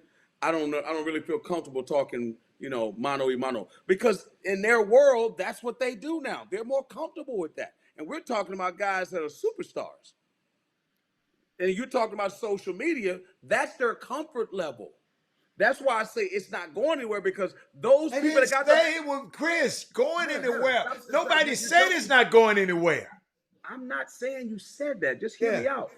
I don't know why you keep jumping on that. I'm not saying that. What I'm saying is, but I'm actually furthering your point, saying it's going to be even more, because they know dudes like that, that's all they care about. Chris, are you familiar with the metaverse? Somewhat, yeah. Let me show you something. I'm glad you went there. I'm glad you finished? I want to share something with y'all. I want to share something. I saw this yesterday. And Eric Boone, I hope you're still on here, because he went to Morehouse. They sent me this. The Morehouse to be the first college to offer classes in the metaverse. Hold on. The only college in America that was developed and founded to further and help Black men The only college in America that was developed to help further black men is Morehouse. But Morehouse to be the first college to offer classes in the metaverse. You know who owns the meta? Mark Zuckerberg and his wife. Yeah, Meta, yeah. Hold on. Check with I'm going to read the article. Y'all got to help me now. He said, yes, I'm still on, but I've been posting about that. I appreciate you bringing it up. Check this out. This is my man. Chris, you got to think about this now. It didn't make me click to just now when you was talking. Because you talking about, it ain't going nowhere. No, it's expanding. Metaverse is it's going to be the internet on steroids. Watch this, Chris. The future looks a lot like young people being able to come together from countries all over the world in one singular space with the virtual reality, Chris, strapped up against their head. That's more gear you got to buy. Okay? Yep. All right, says the school program manager. Check this out now. Morehouse, the first and only black, hold up, see they tell it, here it is right here. Morehouse, the first and only college dedicated to educate men of color, has been making history for over 150 years. And now this Atlanta-based, see, let me tell you something, Chris, the reason I'm explaining Morehouse to these guys, because nobody, when I was a young boy, nobody explained to me I can go to Morehouse. Or I should think about it. I'm going to talk about Morehouse till the cows come home. Because didn't nobody tell me when I was a young kid that, Robert, that wasn't an option. So just bear with me.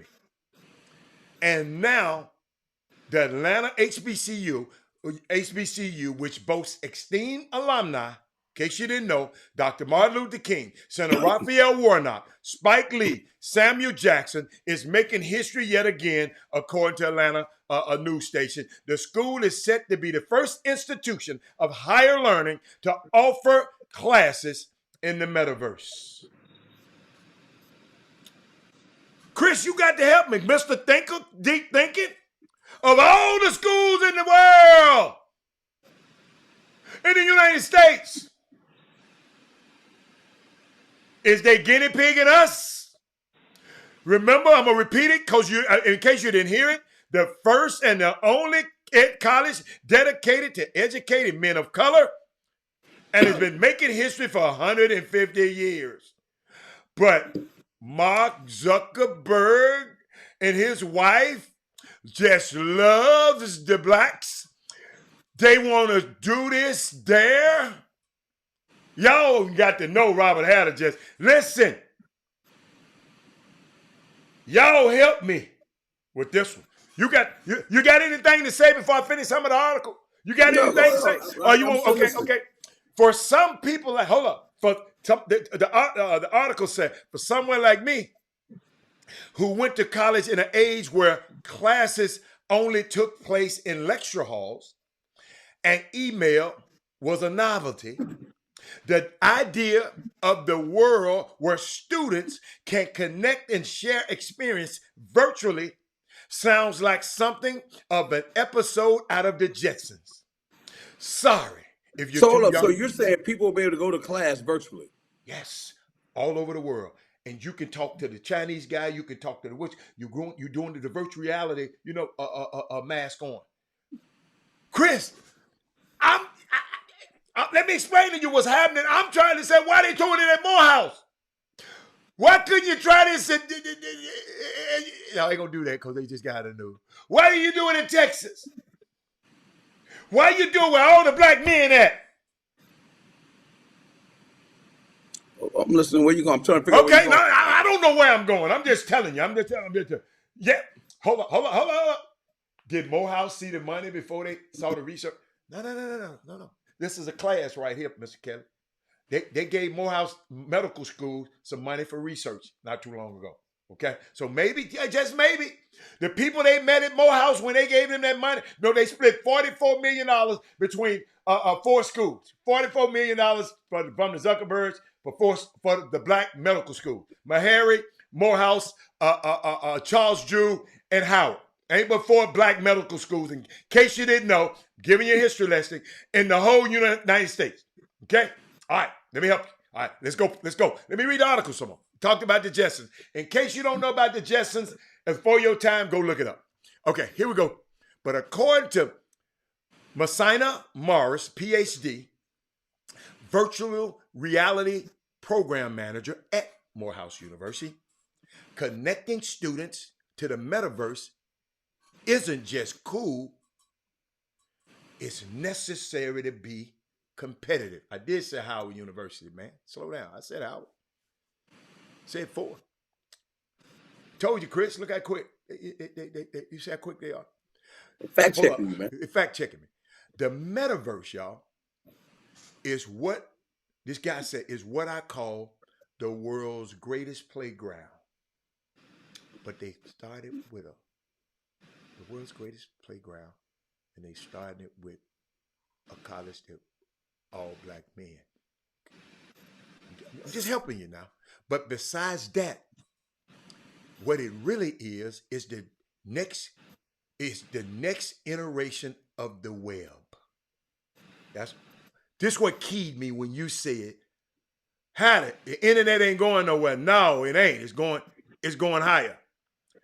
Morris said you can give that to our students. He said we can give that to our students, and it's such a gift because we had long time ago we had to read encyclopedias, right? And that information was stagnant. Information, you get up the computer, you go to the encyclopedia, that information was stagnant. All you're going to get is what's in that encyclopedia. Okay? In case people didn't understand that. This is happening in real time in 3 dimensions. So you can get new information instead of going to the computer. There's new information happening every day. You can be updated with new information instead of the encyclopedia. I like that part. He said, I can go to Glasgow and I can go to universities there and be in the midst of the experience and how they live over in Glasgow.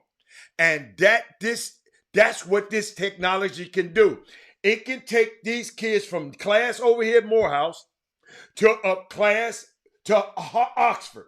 It can take them to a class over in Germany. It can take them a class all over the world. This information, y'all, I'm just telling you. Check this out. Morehouse student Taj Henry Jackson is looking forward to engaging in this cutting edge learning experience. It's a whole new experience. And you're meeting and experiencing things firsthand, such as the Underground Railroad.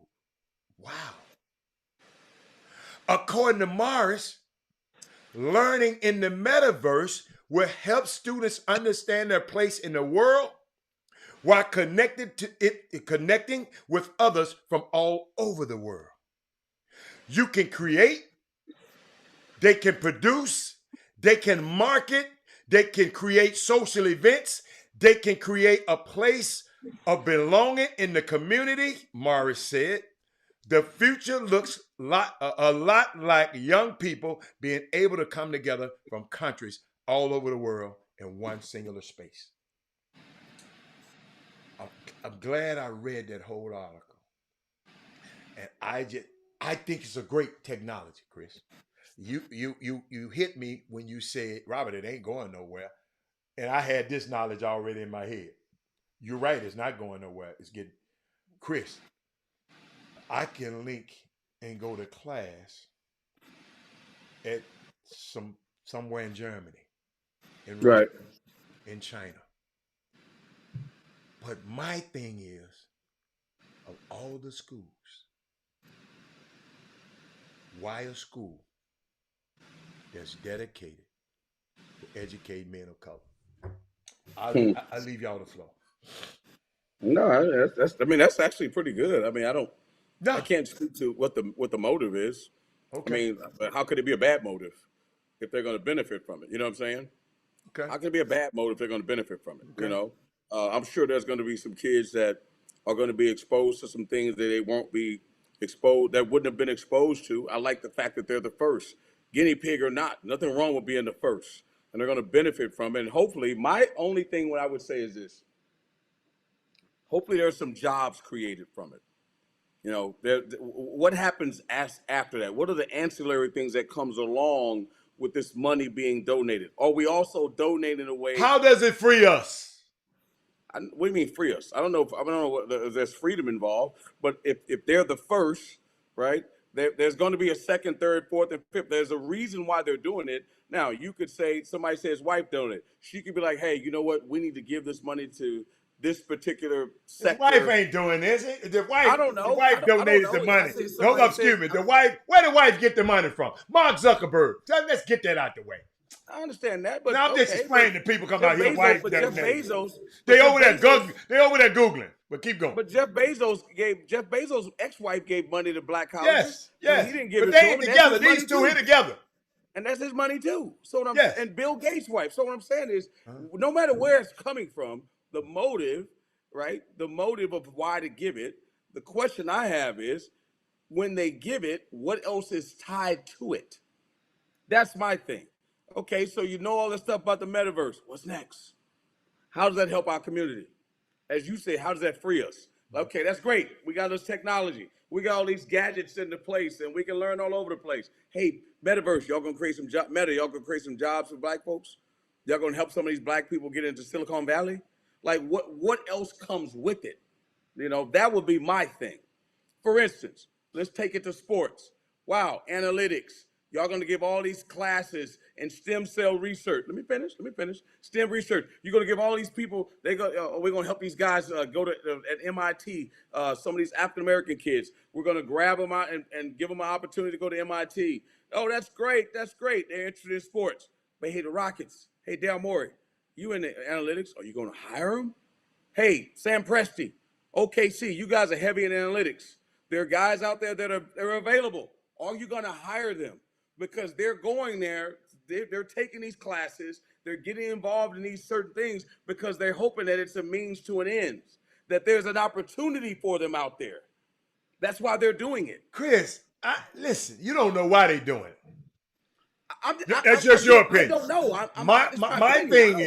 My thing is, I'm going to ask a question. My question was, well, we're hypothesizing. Out of all the colleges in the world, I don't know. You have to ask them. Why couldn't you go to a black co-ed college? I don't know.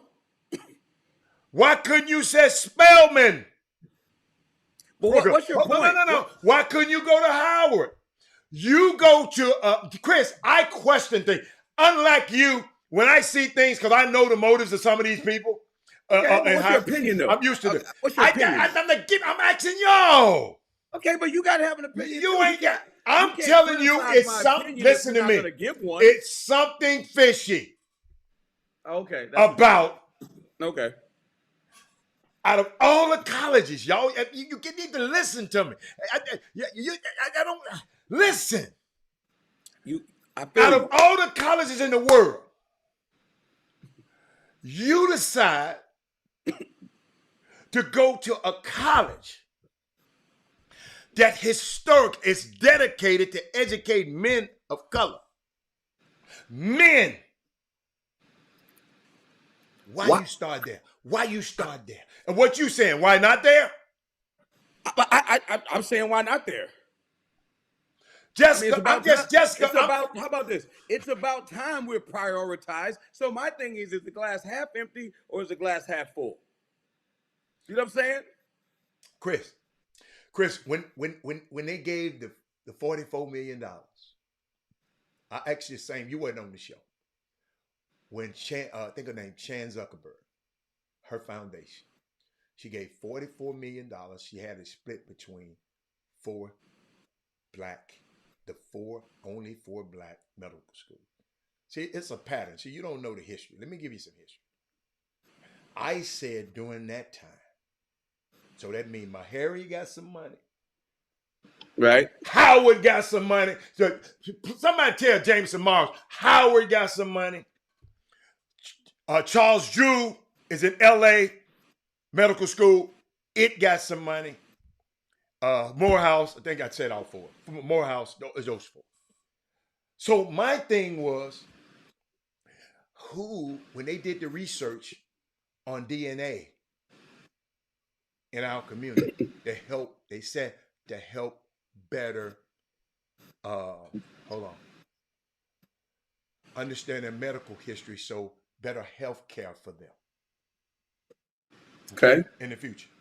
My thing was, who controls the intellectual property from the research?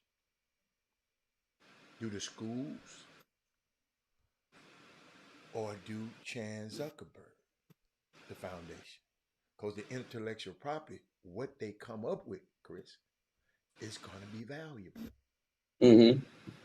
So now, fast forward, when I see this pop up on my screen, I wasn't too. Y'all gotta understand. I just look at stuff different. Don't get mad at me because I look at stuff different. Because I'm studying the history.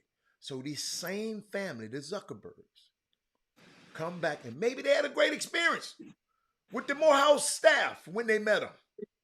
So they come back. Man, I need to try this metaverse thing out. Where I'm gonna test it at?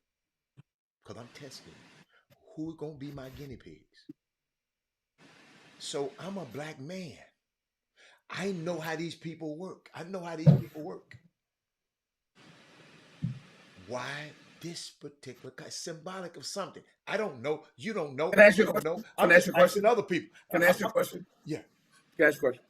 What if they did it for 10 schools and didn't do it for one black school? What would you say? What if they did it for 10? Let me make my point. What if they did it for 10 PWIs? And you know what some people be saying? I wouldn't care. You mean you wouldn't care? I wouldn't care. So they're giving because it's not affecting us. So they're giving it to the I wouldn't care. HBCU, and you're like, well, why are they? Excuse me, they ain't giving us nothing. They just they're offering classes here. They ain't giving. You what you talking about the? You don't think that so they're not donating any money? Then? No. They just offering classes, man. If you listen to the freaking article, I understand. They're offering classes on the metaverse. Okay, so the money that they gave for the medical school, that was different. Okay, so even if they're offering classes, they're still meta doing it, and they're offering it at the other PWIs and do not offer it. You know what you would say, man? Why they not offer They do it all the time, Chris. Okay, so let's say they're making a conscious effort to do it this way. I think you're missing the point. I'm going to repeat it because I know it's hard for you to hear. I know it's hard for you to hear. Okay, go I said, if it was Howard, I wouldn't have said nothing. If it was Lamar on, I wouldn't have said nothing. Wow. But the only college, listen to me, I know you ain't never been to no HBCU before, but the only college, hold up, listen to me, that's dedicated to educating black men of color, that's the college they went to. Maybe it's for the significance of the name, Morehouse. Maybe for the same reasons. Howard got a bigger name than Morehouse. But you prefaced the saying about Martin Luther King, Raphael Warnock. Maybe that was the reason why they. Kamala Harris. Maybe that's what she went to Spelman. John Cole. Yeah, they got a lot of them too. Okay, well maybe that's the reason why they did it. All I'm asking, man. Somebody said I'm driving to Dallas, but pulled up. Girl, she pull it up. You got to pull over to watch the Chop Shop. But baby, you can pull up. What? Oh, that's why when you go to Dallas, you lose your. Rima, don't pull over and listen to Robert Hatter and that craziness. Keep driving. No. I don't know. Hold up. No. I'm just Chris. I keep trying to tell y'all. I'm just allowing you to think. I'm not saying nothing negative. I just said. But give me an opinion though. Don't just give an opinion. Why do you think they're doing it? I told you why I think they may be doing it because I don't know. Why do you think I don't even remember the opinion you gave. It was so weak. Oh, but let me go with Kelton Somnus. He said, I think so too, Hatter. It's something not right choosing. About time the only black men in the U. I hope it's nothing in the middle that. Hey, listen, thank you, man. See, again, thank you, Robert Hatter. Robert Hatter, don't you never stop being Robert Hatter. No, because I ain't gonna never stop being me. You only gonna agree with people that you're the ultimate echo chamber. No, I'm you know what we not. gonna call it? You know what we gonna call it? They got the metaverse and they got the Hatter chamber. Chris, That's what we gonna call it from now on, the Hatter chamber. Chris, you didn't disagree with me. You just don't know what the hell you talking about. You didn't disagree with me. It's okay. We got the metaverse and the Hatter chamber. We're gonna the echo No, chamber. No. It's okay. Chris, I listen to you. With you. Hold up. Look at Walter Yates. Look at Walter Yates. Walter Yates, I'm not gonna say that.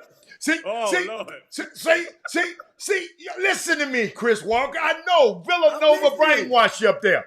I know Cornell brainwashed my son. I know, but at least my son had me on it. You didn't have me. You didn't have a me in your life. Okay. Hey, listen to me. I got you. You got me now with your worst man. You got me now. You worry the hell out of me right now. Sometimes a girl be saying, that Chris called you a little too much. But answer, all I'm saying is, man, I don't know what it is, Chris. Chris, think about it. I wasn't going to even bring this up. You mentioned something. You tried to be all slick and talk about, but Hatter, the internet is here to stay. I know it's here to stay. It is. I know it. And guess what? You preaching to the choir. I know it's here to stay. We're on the internet right now. Of course. And Mark Zuckerberg, we're using some of his products right now. And gonna keep using them. And whatever the next iteration comes out, Robert Hatter and his infinite wisdom gonna find out what that research, that technology is, and he gonna use that too. Can I talk to Aaron Will for just a second? I want to talk to Aaron. Aaron said, I see what you're saying. You would have wanted to see. No, I don't know it. No, Aaron, I don't want to see. I just know people just don't do stuff like this. Aaron said, you want to see them do this with all HBCUs rather than a selective. No, that's not my opinion. No, no, that's not it, Aaron. Aaron, my thing is, and I want to hear y'all. I don't think y'all listening to me. Maybe I need to slow down. Hey, Chris, let me get a little proper, Aaron. Maybe y'all can hear me. You and Chris can't hear me. Maybe you went to Villanova too. All I'm saying is the headline. This is the headline, Aaron. Morehouse to be the first college to offer classes in metaverse. Then I repeated to y'all. It's the first and only college dedicated to educating men of color. So if a bunch of black men go to the school, I just want to know, is other than Chris Walker, because he don't think's nothing wrong with it. He think it's great and dandy. But me, thank God they have given out 40 acres and a mule. No. Thank God they're not giving out 40 acres and a mule, because you'd be like, why is it that they're only giving 40 acres and a mule? Why are they only giving reparations to these black people over here? Forget the fact that they're giving reparations. You're gonna be like, well, why is it that they're starting? No. You know what? I can tell you what I'm gonna say. That's what you're gonna say. I'm gonna say, why is it more? Hey, Atlanta said I was talking to Chris. He said you was talking to your CBS. Thaddeus said, I don't know. My daughter says, but I'm just asking. They could have did it at Southern. With all of them things down there, they could have did it at Southern. We got to be curious first. It's not free. I ain't saying it's free. No, it ain't free. I ain't saying it's free. I didn't say none of that. I didn't say it was free. I didn't say it was free. Maybe they're gonna hire people hold up, Morehouse. Man. Maybe they want to hire black men. Okay, well, tell me that. I asked you to have an opinion. You have zero. I don't have one. I'm the one came up with it. I can't do every damn thing. No, I'm the one came up with the concept. You want to be the guy that use a topical cream guy. Let's just put, let's put this on it. Let's put that on it. Let's not find out what's really going on. Hold on. Mark Edwards said, and Landon, I understand. You said we got to be cautious of free or first when it comes to our young people receiving from another. Absolutely, Landon. Absolutely. I didn't speak free, Landon, my bad. I didn't see it at first. I'm sorry, Landon. And then Mark Edwards come. It just makes me ask how they decided that Morehouse was the right environment. and the demographic. Well, Try to why? make it. But why No, not slow down. Morehouse? So Why not Morehouse? yeah, now why not them? I got you, dude. I'm glad they did it. I just want to know why. Oh, So whoa! So now, you got an opinion is it now? that Oh, you you got just an don't opinion trust now? the motive? No. Wait a minute. Do it, Tina. Does it sound like I don't trust the motive? That's not the issue. I'm trying to get y'all to think and say something. Y'all worried about me. I'm just giving y'all facts. Hold up. Is my personality so dominating? Y'all got to worry about me. Don't worry about me. I posed a question to y'all. I came up with it. Y'all, come on now. You got to question things. Of course you do.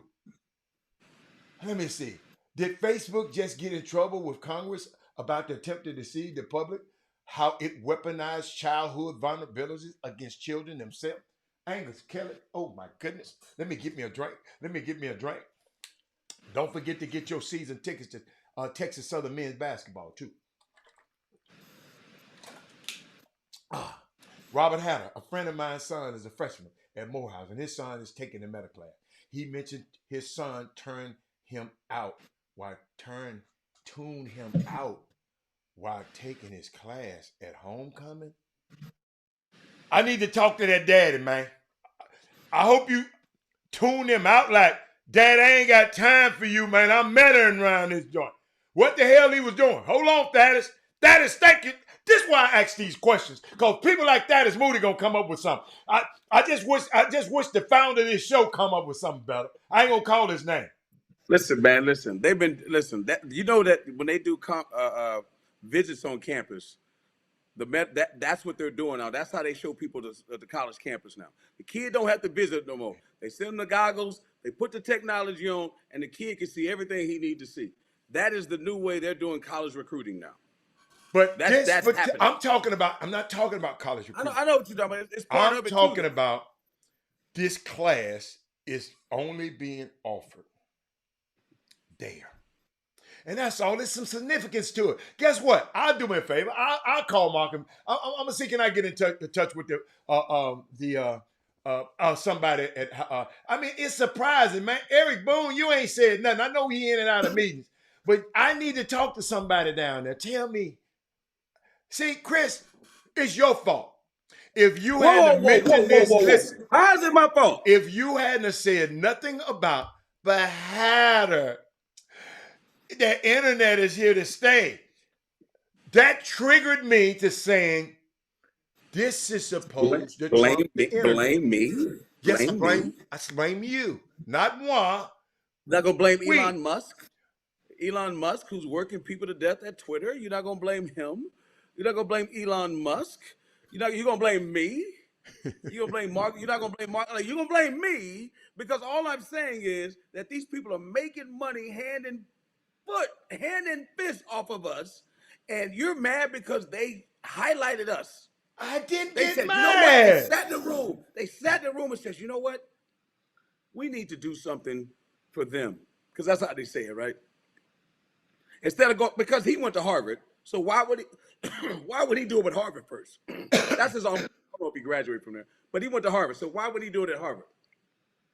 Why would he pick Morehouse? It has to be a reason, right or wrong, Hatter. I'm saying that. I'm with you. So it could be for what? Because they're gonna choose somebody else right after. There's gonna be a fast follower. They're gonna get another school. The question is, why did they choose Harvard first? Was it political? I'm just throwing it out there. I don't know why they did it. I don't know. Tina, I ain't gonna tell you no lie, Tina. It ain't that I don't trust the motive, but Tina, I'm smart enough to know a lot of these stuff these people do is not with our best interest at heart. It's about how they gonna make a buck. So that's it's business. That's okay, but can I question that? See, you like that. See, y'all. Let me tell y'all something. And I wasn't gonna go here today, but Chris, I'm gonna end this. Don't go there. Don't go there. I gotta go. I got to get you. In the heartbeat of the 21st century, of the 20th century, psychologist Carl Dunker coined a cognitive performance test known as the candle problem. You ever heard of the candle problem, Chris? I haven't heard of it. Preach to me. In this cognitive performance test called the candle problem, in it, the participants are given a candle, a book of matches, and a box of thumbtacks. Okay. Got this from a preacher. They were issued the task of finding a way to attach the candle to the wall and lighten it without wax dripping on the floor. Cognitive test. Most people failed the exercise because they tried to pin the candle to the wall or use the melted wax as an adhesive. You should know that neither was effective. Check this out, quick. The solution is to simply empty the box of thumbtacks and use the thumbtacks to take the box up against the wall. As a consequence, the box becomes a shelf, and the candle sits on the shelf. From there, And wax. it can be lit. Yeah. But most adults have a problem with this exercise because they only see the box and not the shelf. See, you only saw what these people were giving or extending, but I wanted to know why. Mark Zuckerberg and his wife. Okay? Okay. There's got to be another way. That's what. That's what. So, let me see what was that.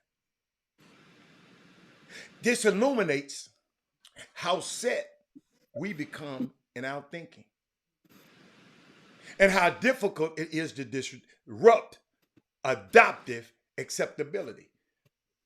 You just said, well, Hatter, you came with me on a Hatter. What if they'd offered it to PWIs and they do it all the time?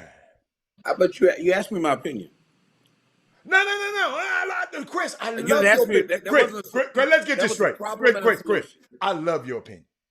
You don't understand. You just set me up for lob. You are a great assist man. You just throw me lobs. I'm glad sometimes you know how to finish because you can't jump because I'm glad every once in a while you can make a shot. I can't jump no more. I used to jump, Chris. I know how to set them up because you can't make a shot. Hey, Chris, I used to. Cyril White said that's a good exercise. See, what up, Cyril? What up, somebody, Cyril? hey, see, Chris. Cyril's all the way from China. What's Cyril at in China right now? Ni hao. Check this out, Chris.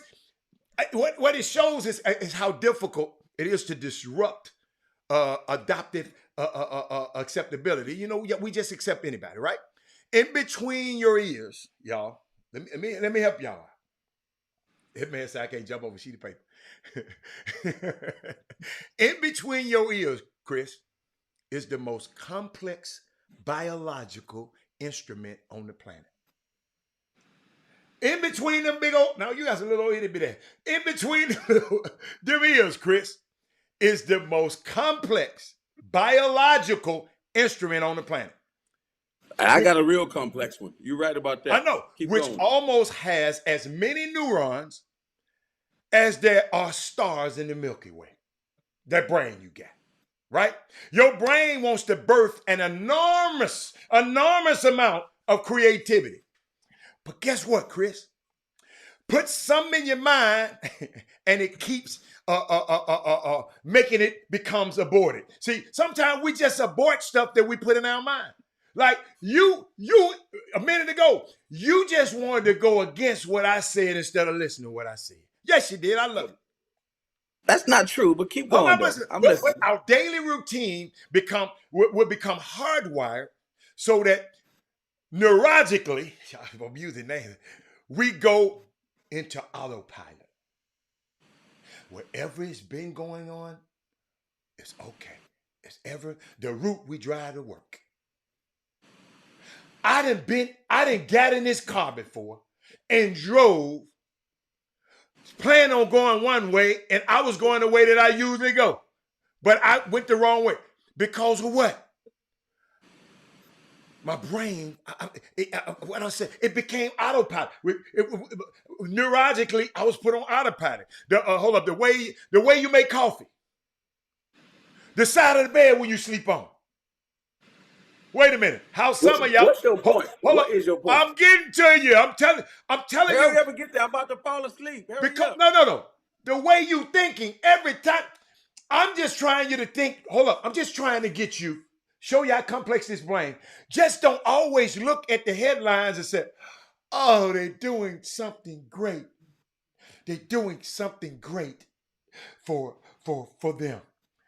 Sometimes you look at the headline and ask why. Get your brain off autopilot, Chris. That's all I'm trying to say. Don't be so programmed. Chris, you're so programmable. Anytime I mention something, you're so programmable. Is that metaphorically or is that? No. You're so programmed. Anytime somebody say something, watch in a minute, you're gonna bring up a Dallas Cowboy analogy, or and a Villanova analogy, or a LeBron analogy. All I'm saying is this: is that LeBron's going to be the all-time leading scorer in NBA history, and the minute that happens, what you gonna say? But Kobe better. I mean, what do you mean? I never said Kobe better. Magic is better. I don't get all that. Magic is better. All I'm asking you to do, just make an adjustment to becoming a new human being. That's all. You're not saying that to me. You're saying it to somebody else. Anybody. Not Chris. I wish to anybody. What up, Herb? I'm even saying it to me, Chris. I wish people could hear our conversations offline. Because you are something else right now. I'm gonna let you preach to me like one of them snake oil salesmen. But if people heard our conversation offline, Chris, do me a favor, Chris. I'm looking at the screen going like this. My grandmother got me looking on like, I love Hatter, but I don't know what's wrong with him today. What is wrong with you right now? You can't. All I'm telling you, you've been programmed, Chris. I'm just telling you to unprogram yourself. That's all. I'm the ultimate disruptor. No, you're not. I'm the ultimate disruptor. I go against the grain at every turn, so you cannot be talking about me. I believe in going against the grain. I beg to differ. I speak truth to power every single time.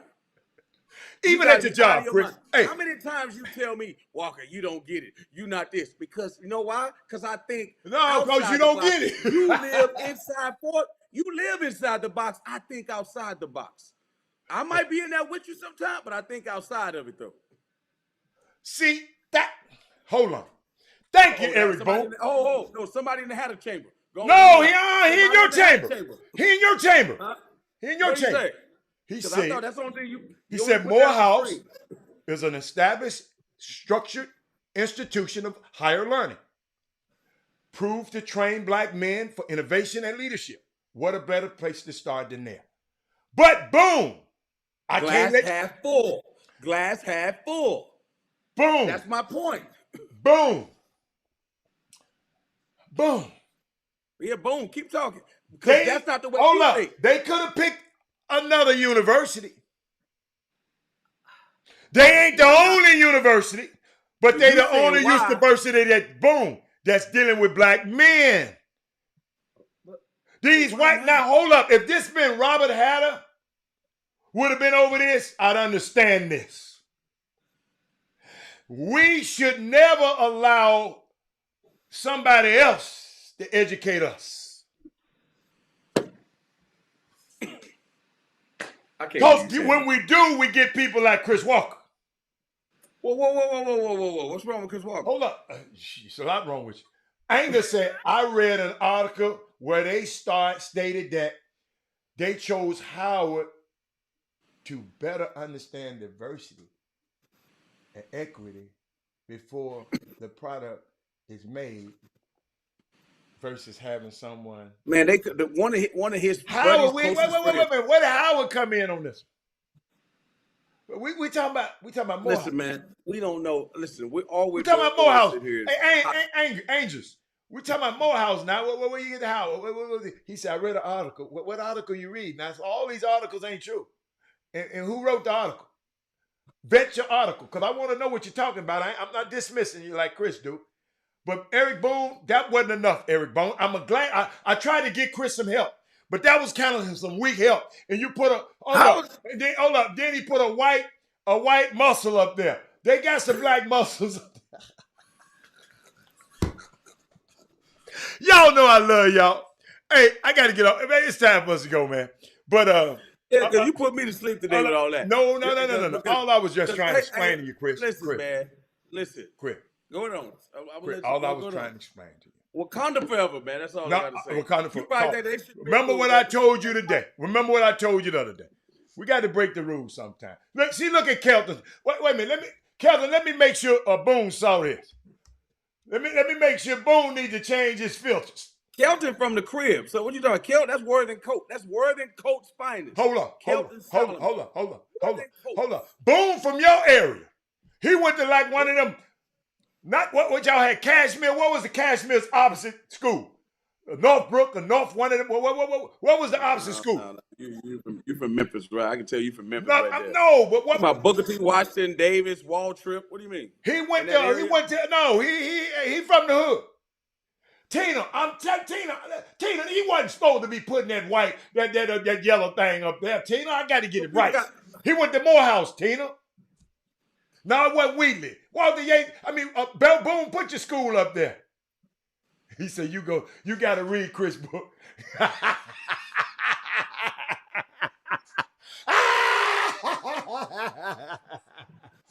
Hey. Alfio, good win last night. Y'all finally did something else. Good win, because the football coach can't do nothing. Hey, Boone, what school did you go to, Boone?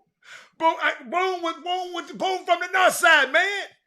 But he said, like Sonya say, that might be a light skin deal. It may not be. Come on, man. Hey man. I'm tired of y'all. See, y'all. Hey, I'm gonna leave. Hold on. Chris, let me sum it up. All I was trying to give y'all some nuggets about the power of oppositional thinking opposite.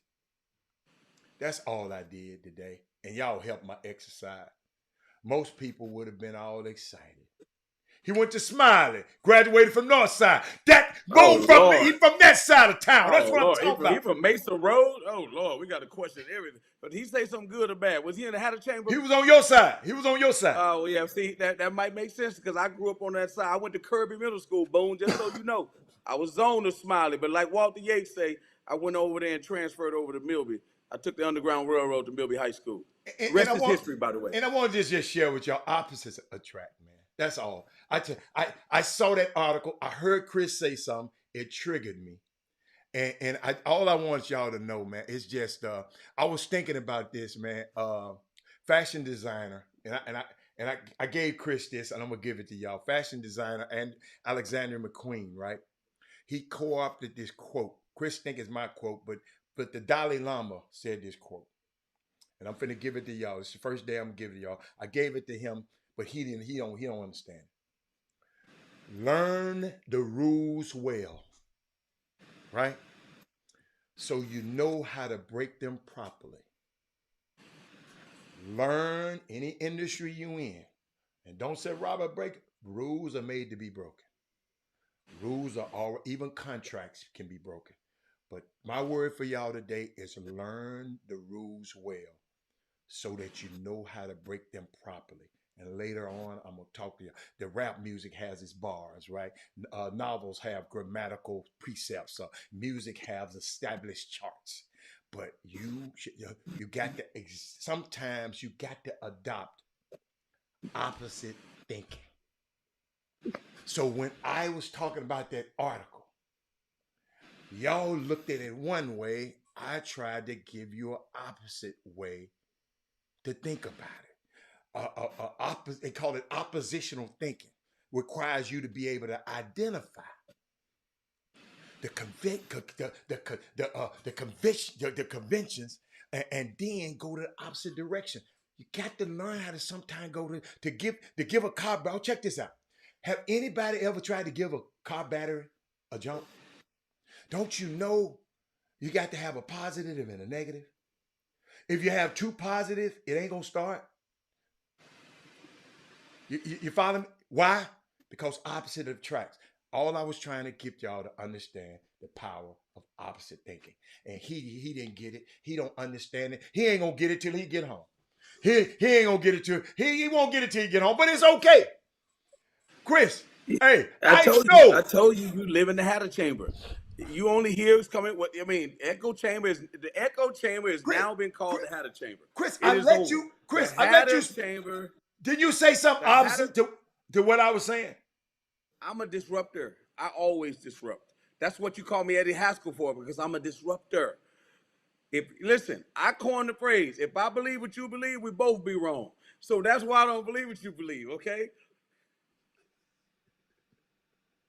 To the new people on this show, man, who ain't been watching this show for 6 years, that's my words he using against me. Y'all, the nerve. Hey, man, it's been a great week, man. Y'all, hey, man, something wrong with you, man. And listen, how about them Cowboys? How about that? That's all I'm saying. Who they play this weekend? Who they play this? We didn't even do. Don't matter. Chris, we didn't even do the. Where's Jimmy at? We can't do the picks. Hold on, man. Jimmy was doing something with his car. That boy always doing something with his car. Tell that boy buy some new cars. They don't break down.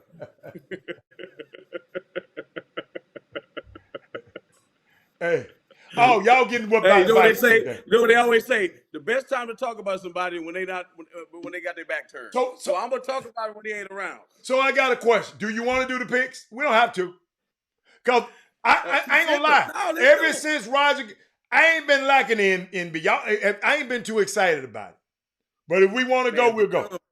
Huh? Let's go with the pick. You got them in front of you? Yeah, I got it. Let's do the picks. Lori, let's get Lori. Put Lori to work. Lori already sent it, man. Well, Lori on her job. Because you didn't send your son to Texas Tech. I'm still mad at you. I'm letting it slide. Hey, what week is this, Chris? What week? What week we coming up with? I got the wrong paper.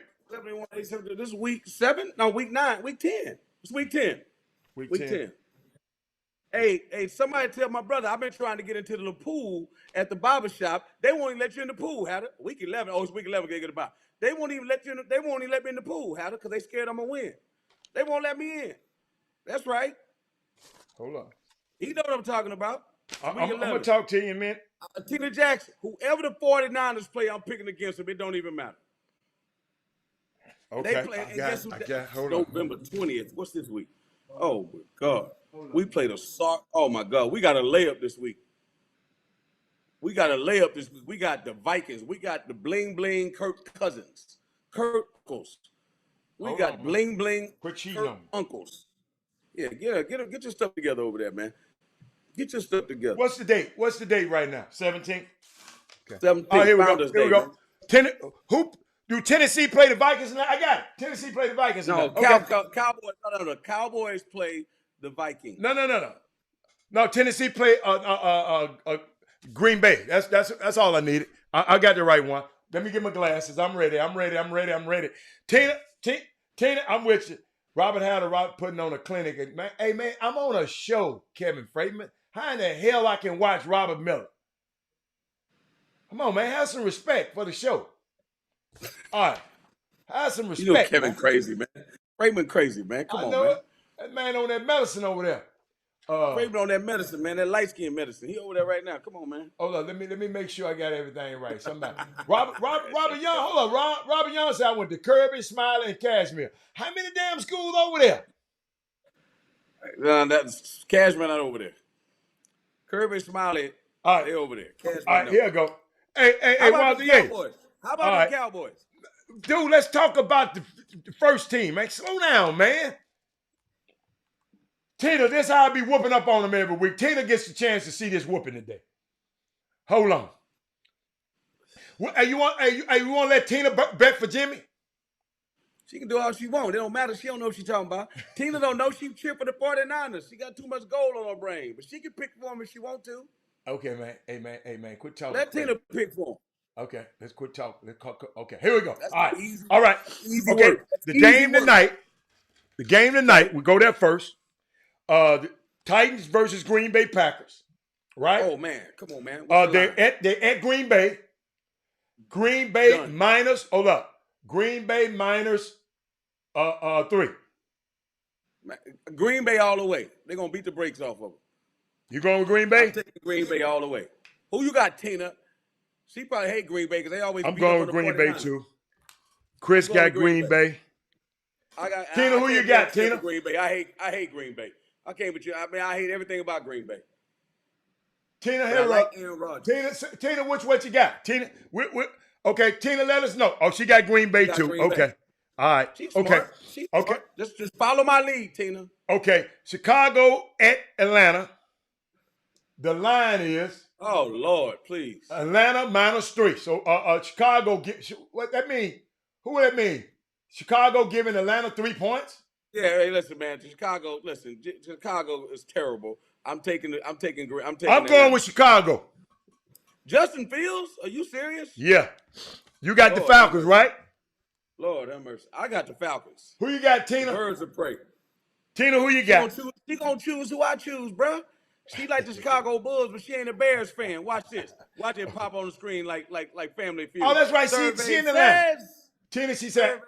Okay. She like Atlanta. Okay. She said she ain't picking it because of you. She picking it because whatever player. She picked the same team. There you go. Keep it going. All right. Let's go. Carolina Panthers at Baltimore. Oh my God, are you serious? Baltimore minus 13. Wow. Yeah, they giving them. I know 13. They're giving up 13. Okay, that's a lot of points. Baker Mayfield's a quarterback. I'm definitely going with my man, the best running quarterback ever. There you go. Who you going with, man? Baltimore. Does she know? Who? Oh, look at Tina got Baltimore. I'm getting sick of y'all. I got Baltimore too. Tina's a fast learner. Tina, you're a fast learner. Keep going though. Cleveland Browns at the Buffalo Bills. Oh my God, is Jacoby Brisket still a quarterback? Hey man, quit talking about that, man. Cause guess what? FaceTime will be here soon. Next week. Yeah. Rasheed Wallace is there next week. I'm going with Buffalo, man. FaceTime, that's the name? Yeah. He back next week? Jimmy said Rag. Jimmy called him Watch Rag. So what you Cleveland Brown? So who you got? Tina got the Bills, man. You got Buffalo. Okay. Tina, man, this is crazy, man. She read my mind. Why you call that man Wash Rag, man? That what Jimmy called the man. Okay. The Washington Commanders. Hold up. The Washington Commanders coming to town. I love it, but I ain't betting on the Texans. No damn more. What's the line? Oh, okay. Texans. Oh, -3. Texas might pull that one out.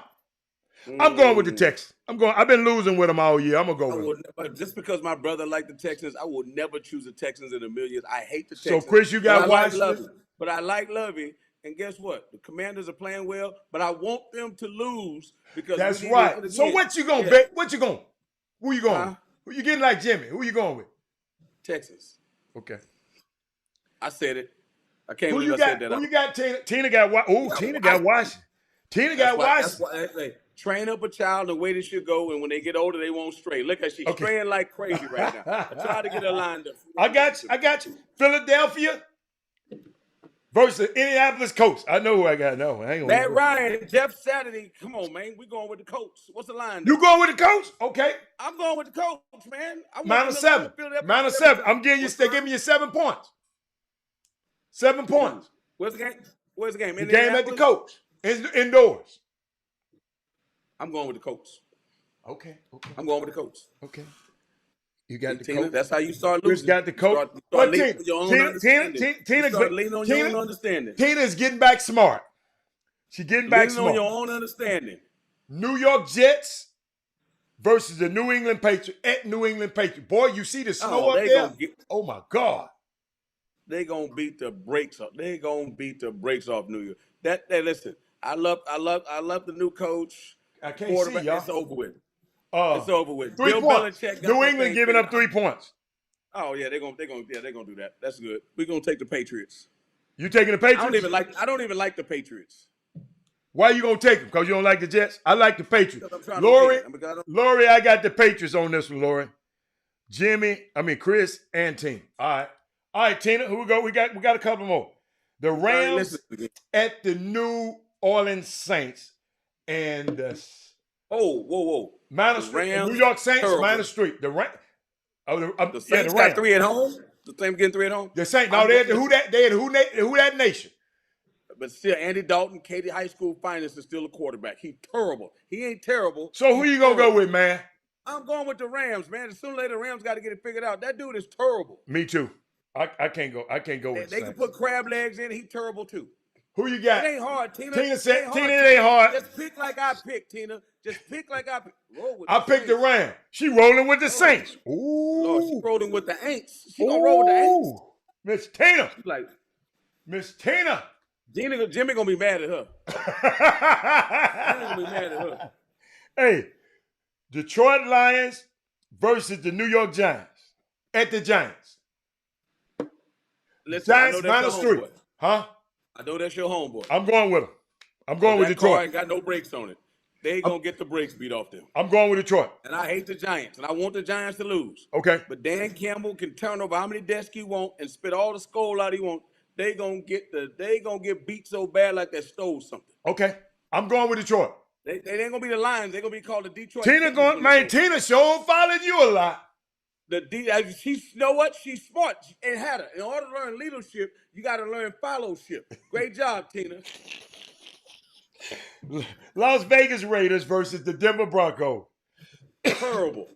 Y'all can have McDaniel. Y'all can have McDaniel. He's awful. They need to fire him as soon as the year's over. Denver is minus 2. I'm going with Denver. I'm going with Denver. That man cried on that quarterback cried on TV last week. I'm done with his ass. Huh? Sierra's husband? No, the other one. What? David Carr? David Carr.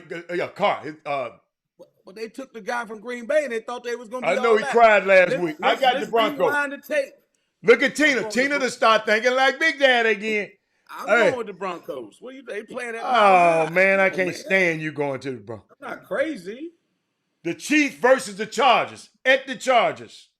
Chiefs versus Chargers. Are you serious? At the Chargers. The Chargers giving up 6. I mean, the Chiefs giving up 6 points. They lost. The Chiefs are favorite. I'm definitely taking the Chiefs. But it's going to be a close game. I'm going to take the Chargers because I think it'll be close. Oh, okay. I'm taking the Chargers. Tina don't listen. She betting with her heart. Tina betting with the man who been winning the whole season. What? Tina betting with the man who's been winning the whole season. We betting against the spread though. Oh, okay. It's gonna be a tight game. It's gonna be a 1-point game or 2 point. All right, Tina. Here was a good one, Tina. The sorry Cowboys versus at Minnesota. You know I'm going with Minnesota. Minnesota has been lucky to win. They should have a worse record than they do. I'm going with the soda. Dak has got to redeem himself. I'm going with the Twin Cities. What you doing, Tina? Tina going with the Vikings and Caps. See, that's when people just disrespectful. She put the Vikings and Caps. The bottom line is the Cowboys. We have to win. Our backs are against the wall, and guess what we gonna do? What? What's the song say? Quiet. You got that song queued up for me? Cue that up for me real quick. I ain't got that one. You got to send it back to me. Okay. What? Cincinnati Bengals, Pittsburgh Steelers. I hate the Steelers. I'll never cheer for the Steelers. What's the line? The Vikings are terrible. Line is 4. Cincinnati minus 4. I'm taking Cincinnati. I'm not. You know what? You know what? I'm gonna be honest with you. Man, I'm going with Mike Tomlin. Uncle Tomlin. They trying to get Uncle Tomlin trying to get something done. Maybe Pickett is the answer, but I'm going with my boy Joe Burrow. I just can't give it Uncle Tomlin, man. I'm sorry. I can't do it. Chris going with Joe Burrow. Tina, who you got, Tina? That's Turkey Day. Wait a minute. Turkey Day the week after this. Okay. Oh, she going with the Steelers. Tina is getting smart. Mark Edwards is a Commander fan. That's not even a real You football leave team. Mark Edwards You call alone, them man. the Commanders. They should have named them the Senators. I mean, seriously, like that's a real football name. No one's afraid of them. Get You out of leave here. Mark alone, man. Get You out better of learn. here. Get out of here. You better learn the process of opposite thinking and quit thinking like the rest of them folks. Because you're not a disruptor. That's why I cheer for the Cowboys, because that's opposite thing. Everybody No, hates the Cowboys. everybody in the world. I thought you was American team. I thought God opened the top up. See, that's where you're wrong. We're the world's team, not America's team. We're the world's team. See, that's what you don't get. See, you got that, like you said, that small thinking right there. Ignorance, what I told you before, ignorance, right, is the key to is a key to misfortune. And that's why you're misfortunate, because you don't believe in the Cowboys and you don't believe in LeBron. That's a problem with you. Because when we make this trade, it's over. The Lakers get ready to take off when we make this trade, bro. I'm just letting you know right now. Hey, Chris, I'm going to do like my mama said. Man, the devil is busy. So what do you mean the devil busy? MU. Tina said, wow, y'all get pick my game. Now, what we do, Tina, we don't pick, because we on the air on Monday. So we don't pick the game on Monday until we see how close, how we use that as a tiebreaker on Monday. So we'll pick that one on Monday. All right? We'll pick that one on Monday, Tina. Chris, you got anything to tell the people this weekend? Hey, man, I'm on all day tomorrow, man. I got 4 shows from 2 to 12 midnight. I'm on all day. Check us out. It's going to be. Well, you better go get you some rest, man. I'm going to be good. Because you're going to be trying to go out tonight. No, I'm not, because Loopy, your boy Loopy here, but you put me to sleep with all that metaverse stuff. So what I'm saying is, hey, Loopy's son played good last night. Played well. Played absolutely well. 4 for 7, had 10 points, played good last night up here in New York. Why did you go to the game? Because I know you went at the game. You was texting me. They came over and hung out with me. Him and his homeboy Carlos came over and hung out at the crib. Oh, he didn't go to the. He went to the game. They came and hung out with me, and then they went over. Went to the game, yeah. How far is the subway? How far is the ride from there? They Ubered. The subways are just like an hour, but it's like 45 minutes to go to Brooklyn. Oh, that's right. You on traffic, bro. You got traffic. No. You got. Okay, I can tell. I'm just so you upper New York, right? But you upper New York then. You upper New York. I'm midtown. Oh, you midtown? Hey, Ricky Scott. Don't nobody care about your picks, man. You got Dallas. You all right, Rick? My bad, dog. My bad. But all good, Rick. You good? You got Dallas. We good. Hey, Rick Scott, you can say that, man. Yes, I'm on her. Hey, Herb, all day, 4 shows, man. Check me out. Tomorrow, tomorrow. That man said tomorrow or Friday. Friday is tomorrow, Fred. I mean, Herb over there lighting him up. Let me see what somebody said on the feed before I missed it, because I hadn't been looking at the feed in a while. Let me see if anybody say something that I need to address. No, y'all ain't saying nothing. I was hoping Mendes said something crazy. Listen, man. Listen, we're going to win. Listen, the Cowboys going to win Sunday, and then we're going to win on Cowboy Day, which is Thursday. We're going to win on Cowboy Day. It ain't called Turkey Day. It's called Cowboy Day. That's what Thanksgiving has been called for the last 100 years, if you've been on this earth. He said, Dr. Messiah is the answer, and if you look her up, her husband is gamer. Open a can and you might get dirty. What the hell you talking about, Angus Curry? Wow. Man, that crazy them up. You must ain't seen my dossier. Chris, that's what I tell people like that. Now they got to go up and look up dossier. Tomorrow or Saturday. That would okay. Oh, Curb, you in the classroom. I will have the metaverse information later today. Okay. Hey, listen, and Hatter, I'm gonna tell you again. My offer still stands. Okay. That if the Cowboys don't make the Super Bowl, I'm gonna have a big party in H-Town. They making the Super Bowl, dog. The East, listen, man. Chris, all you're going to do is do like us when they lose. You ain't going to be around. Many of them been waiting on you They've been waiting to debate you. You don't want to debate none of the women on the show. Listen, they scared to come on the You screen. a welcher. Hold up. Sonya Billingsley scared with a blonde hair. Mindy scared with an Astros hat. Kim Jackson scared. Mate Cora scared. Tina Jackson scared. Tina Jackson was on there. I took it easy on Tina. Lori Dotson, I'm still mad at you because of what you did. You didn't send your son to me. Mark Edwards, stay your butt in D.C. Let me tell you something. They're going to turn it back into the death capital if you come on this screen. Herb, stay your butt in the classroom.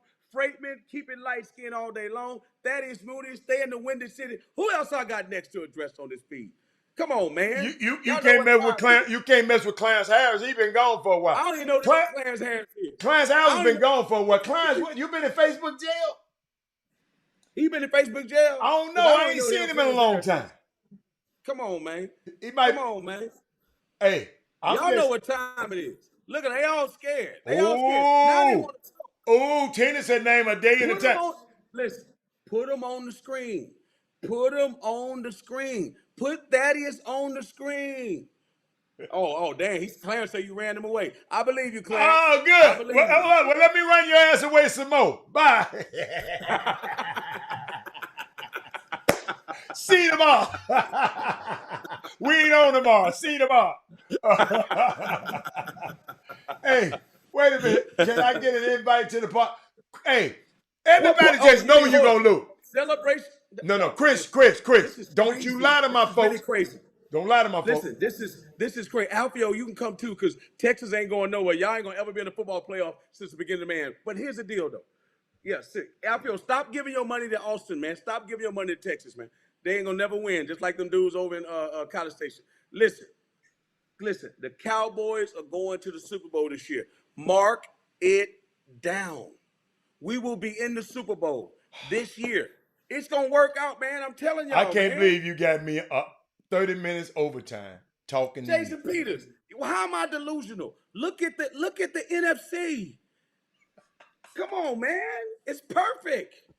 It's perfect. Like them dudes say. That is Moody say you acting like them young players virtual. Listen, man. Y'all tripping, man. Chris, tripping. Hey, Chris.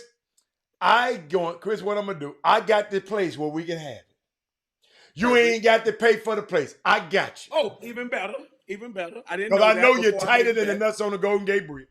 So I got the spot for you. You got what is you gonna supply for the people? What is you gonna supply? I'm gonna bring the booze because we're gonna win. So they're gonna be drunk from listening. They're gonna be mad because I'm gonna be yelling from the top of my lungs. I'm gonna be in every at a party. They got to have some food. In their face. They got to have some food. If Dallas goes, they're gonna be mad because I'm gonna be there by myself. Because ain't nobody gonna want to come because they ain't gonna want to hear my mouth. No, you going to see? Oh no, I got it. If Dallas go, I got you. I'm taking you to the Super Bowl. You gonna go to Robert Hathaway. Oh, okay. If Dallas go, I got you. Sweets and shit, sweets and all that, Hall of Fame stuff. We doing the parties and stuff. We doing all that. Super Bowl. Got you. So listen. Well, what about hold up. I need all them suckers that's talking mess to come to the other party. I'm cool with going to Super Bowl, but we need to do a pre-Super Bowl party. Oh, so you want to give a party anyway? I want to give a party when I win my bets. I'm not. Oh, okay. Going to Super Bowl with you is cool. Listen, going to Super Bowl with you is cool. But looking at all their faces in the boom boom room when the Cowboys make it. But Chris, we got to set them dates right, because Chris, I got to be gone at a certain time. So you let me know what day. Actually, I can't. I'll be working, so I can't go to Super Bowl. So you're lucky on that one. But that's all right though.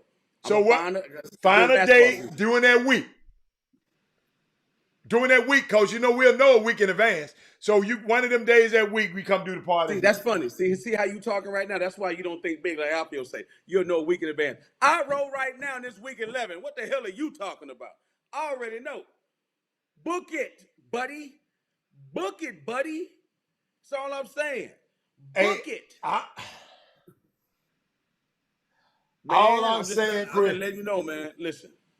I don't live in down losses like that. It's a life is a lot of days. Hey, Herb is like me. We don't think you're going to pay this bet off.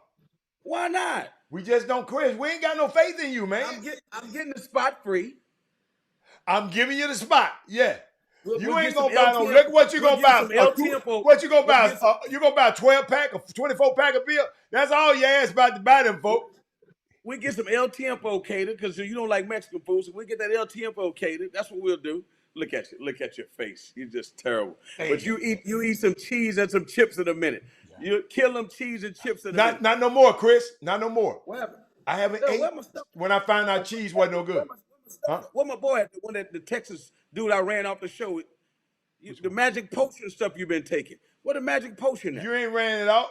You ain't ran him out. I got some. Send me the address. I got something coming to you. I know, but I ran old boy off when Texas got that head. No, he ain't scared of you. I got to send it to you. I got to send it. That man said you gonna have a 24-pack of Bud Light at the party. Like tell me, listen, for everybody. Kevin Fraven better make sure he there for sure. Hey, Mindy talk. Mindy can't go. Sure. Hey, Mindy, tell Dennis, bring Dennis to this party, please, Mindy. Please. Is Dennis her husband? Yes, that's her husband. And Dennis got to be a Cowboy fan. I know for a fact Dennis is a Cowboy fan. I don't think Mindy. I think he is. Yeah. I think he is. Mindy, Dennis like the Cowboy. You know what I'm saying? I mean, how you gonna go against your husband? A house divided. A house divided. Will not stand. And Sonya, not Sonya. Thaddeus Moody said, "Top shelf, please. Don't you bring them that rot gut. Don't you be bringing them that rot gut in there." Top shelf only means it's on the top shelf. Dennis. Hey, Dennis. Dennis like the Cowboys. Golly. See that house right there? See that, Mindy? See, that's what happens in households. That's what happens in households when the woman don't follow. I tell all these women, you need to learn fellowship. They follow in the Lord's team. They follow in the Lord's team. And the good book says how to. If your man follows the Lord, you follow your man. If he follows the Cowboys, you need to follow him. Hey, make sure you have some Tito's and some Coronas. Corona? Come on. Because Mark Evans said. Better than that. What's the best beer? What's the best beer? I don't even drink beer. See, Dennis don't act like you. He ain't crazy like you. He cool and reserved. Who's cool and reserved? Dennis. Well, that's all right. Dennis Cowboy fan, don't matter. He ain't cool and reserved. He a Cowboy fan. He ain't cool and reserved. He a Cowboy. Listen, man. Listen. They can talk all that mess. I didn't call them all out. Hatter. Next week. Next week's Thanksgiving. Anytime. Y'all said y'all was gonna Hennessy. Y'all said y'all gonna do this. So that's Hennessy is black. Hennessy ain't top shelf. It ain't top shelf. But listen though, here's a Daryl. Come on, Daryl. Listen, I want you to do this. We said you're gonna do this before, and they all got scared and they ran. I told y'all, Women Rock Wednesday, find one of them women that's want to get on this screen. It's not Tina Jackson, because I tore her head off last time. Find somebody who want to get on this screen and debate C. Walker. And then get one of them suckers like Walter Yates. I'm not going to call Herb a sucker because he's too big. And all them other dudes, like Mark Edwards and the rest of them dudes, get them on the screen and let's talk about it. They going to make all them comments. Let's talk about it on the screen. You scared to do it. Chris. You scared to do it. If anybody wants a piece of Chris, text me. Bring it on. No. Ricky like the Cowboys. I'm leaving him alone. Boom. Everybody like the Cowboys, don't come on the screen. Don't play with my emotions like that. I don't want to do you like that. If you don't like the Cowboys, sign up for this. Hatter, we got to do that one day. Tina bust you across your head the other day. Do you know, listen, I put the training wheels on when Tina was on. Man, I say, you know what? Don't do that. Don't do it like that. I put the training wheels on. You brought your boy Brad Turner on. I put the training wheels on. I say, you know what? Don't. Just take it light. Make it easy. Take it easy on them. Chopshophtx@gmail.com. All right? Please. Whoever want to bust Chris across his head, hey, listen to me. I'll give you information to get him. Robert Halligan. Oh, yes. I'm helping my people. These my folks over here. I'm going to do it. I'm going to show y'all how to tie his head off like I do every time. And people talk about, like somebody said, I have a dominant personality. Yes. Where you at? Let me look at the screen. Hold up. Let me look at the screen. Give him a cheat sheet? Hold up. No. Let me tell you. This for Clarence Harris. Using white hands. Men using white hands. This for Clarence Harris right here, right? I'm unbossed and I'm unbought. I'm black excellence personified. How about that? See them all. I'm gonna tell you again. I'd rather be unborn than untaught. I'm gonna teach you something right now. I'm gonna teach these women. Hey, I'm gonna give them some information that's gonna they're gonna have black brilliance, personified Oh, wow. and bust Wow. you cross your head. Chris Walker, I Boy. got y'all. Yes, I got y'all. I got y'all. I got y'all. I can't. Hey, so don't be scared. Hey, there's a great orator, poet named Jay-Z. Okay, Sean Carter. He says your arms are too short to box with God. Just remember that before you put them on this screen. Let them know. Dude, we're gonna huddle up on you. We're gonna put them. They gonna. You know what? You on their team? Huh? You on their Yeah, I'm on their team. I'm always on the woman's side. You with them? Yeah, I'm with them. No. Crazy. Oh, wow. You know he ain't no help. You like me. Like I told a dude the other day. Don't help me. When I'm in the forest, I'm fighting the bear. You better help the bear because I'm gonna whip that bear's ass. I don't need no help. You know what? Well, you can keep bringing them little cubs on. Bring all them cubs on then. Let them know then. Bring them cubs on then, if that's what we doing. Because I'm going to really turn into Eddie Haskell for real. So bring them cubs on. I'm with, women rock. I'm with the women that rock. You don't rock. How about that? Listen, you better listen. I'm trying. Listen, my name ain't Wash Rag, but I'm telling you right now. You bring them.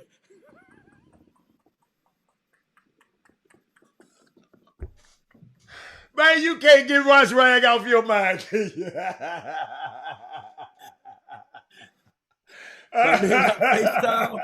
not FaceTime. Hey, I like that hurt. Pour honey on me and help the bear. I'm going to use that. Pour honey on me and help the bear. I'm going to use that with her. Pour honey on me and help the bear. Because yes, sir. Because I'm getting out that virus. I'm just going to tell you. But, man, it was a great week, man. Thank you, Chris, for coming and helping me and sitting in while Jimmy over there fixing on all them cars. Jimmy got a used car lot over there on Homestead, man. Come on. No, man. No, sometimes he just, he be putting certain new stuff on them. He putting the AMG packages and stuff on them. Retin the windows and all that kind of stuff. It's just putting the AMG package on the 74, man. Come on, man, shut up. Man, I'm out of here, man. I'll see y'all later. Thank y'all so much. We love y'all. Hey, man, even Clarence Harris. We love you. Look at the screen right now. All you wannabes. Look at the screen. All you wannabes. I'll see you next week. Don't be scared. Hatter, whoever you bring on, don't be scared. And Chris, I'm not going anywhere. Chris just gave you, Mindy just gave you a mandate because she know your pattern. You want me to put it on the screen? Mindy knows you real well. What's my pattern? Watch this. This is what she telling you right now. Chris, don't forget to show up Monday when y'all lose. Well, just so you know, I have a game on Monday. I'm working in Kansas City. I'm doing the Hall of Fame Classic. I'll be on TV. So you can watch me on TV or you can watch the Chop Shop and watch Robert. What time the game on Monday? What time? Oh, you're going to be studying. That's right. You're going to be a shoot around and all that, ain't you? Oh, no, the games are early. The games are early. Why on Monday? It's a special day on Monday? No, I mean, it's the holidays. The holiday tournaments, man. So everything is early. Oh, that's right. Holiday tournaments. So how many days you going to be there? 2 days. I got. So you going to call a game this time? You calling the game? 2 games. 2 games on Monday, 2 games on Tuesday. Oh, man, you got it going on, man, boy. They're working me for free. I don't like that, man. Bro. Come on, man. Hey, Lupus, send me the picture. Lupus, send me the pictures. Hey, calm down. I'm with you, baby. Hey, I can't wait. Chris, I got about 4 tickets to go to New York. I want to know who you going to choose because I already know. Oh, my God. Hold up. Hey, I can't. Oh, I can't stay there. Can't stay over there. No. Yeah, no doubt. I hit you when you get off the show. Hit the show. Hit me when you get off the show. All right, boy. Okay. Y'all take it in. Chop. See y'all next week. All right, bye. Jim Hicks, Rob Hatter, you are now tuned in to the Chop Shop. I'm Retro, let's get it. We in the Chop Shop, we live in the Chop Shop. We talking sports talk, we live in the Chop Shop. We in the Chop Shop, I'm talking sports talk. So turn your dials up, it's live in the Chop Shop. We in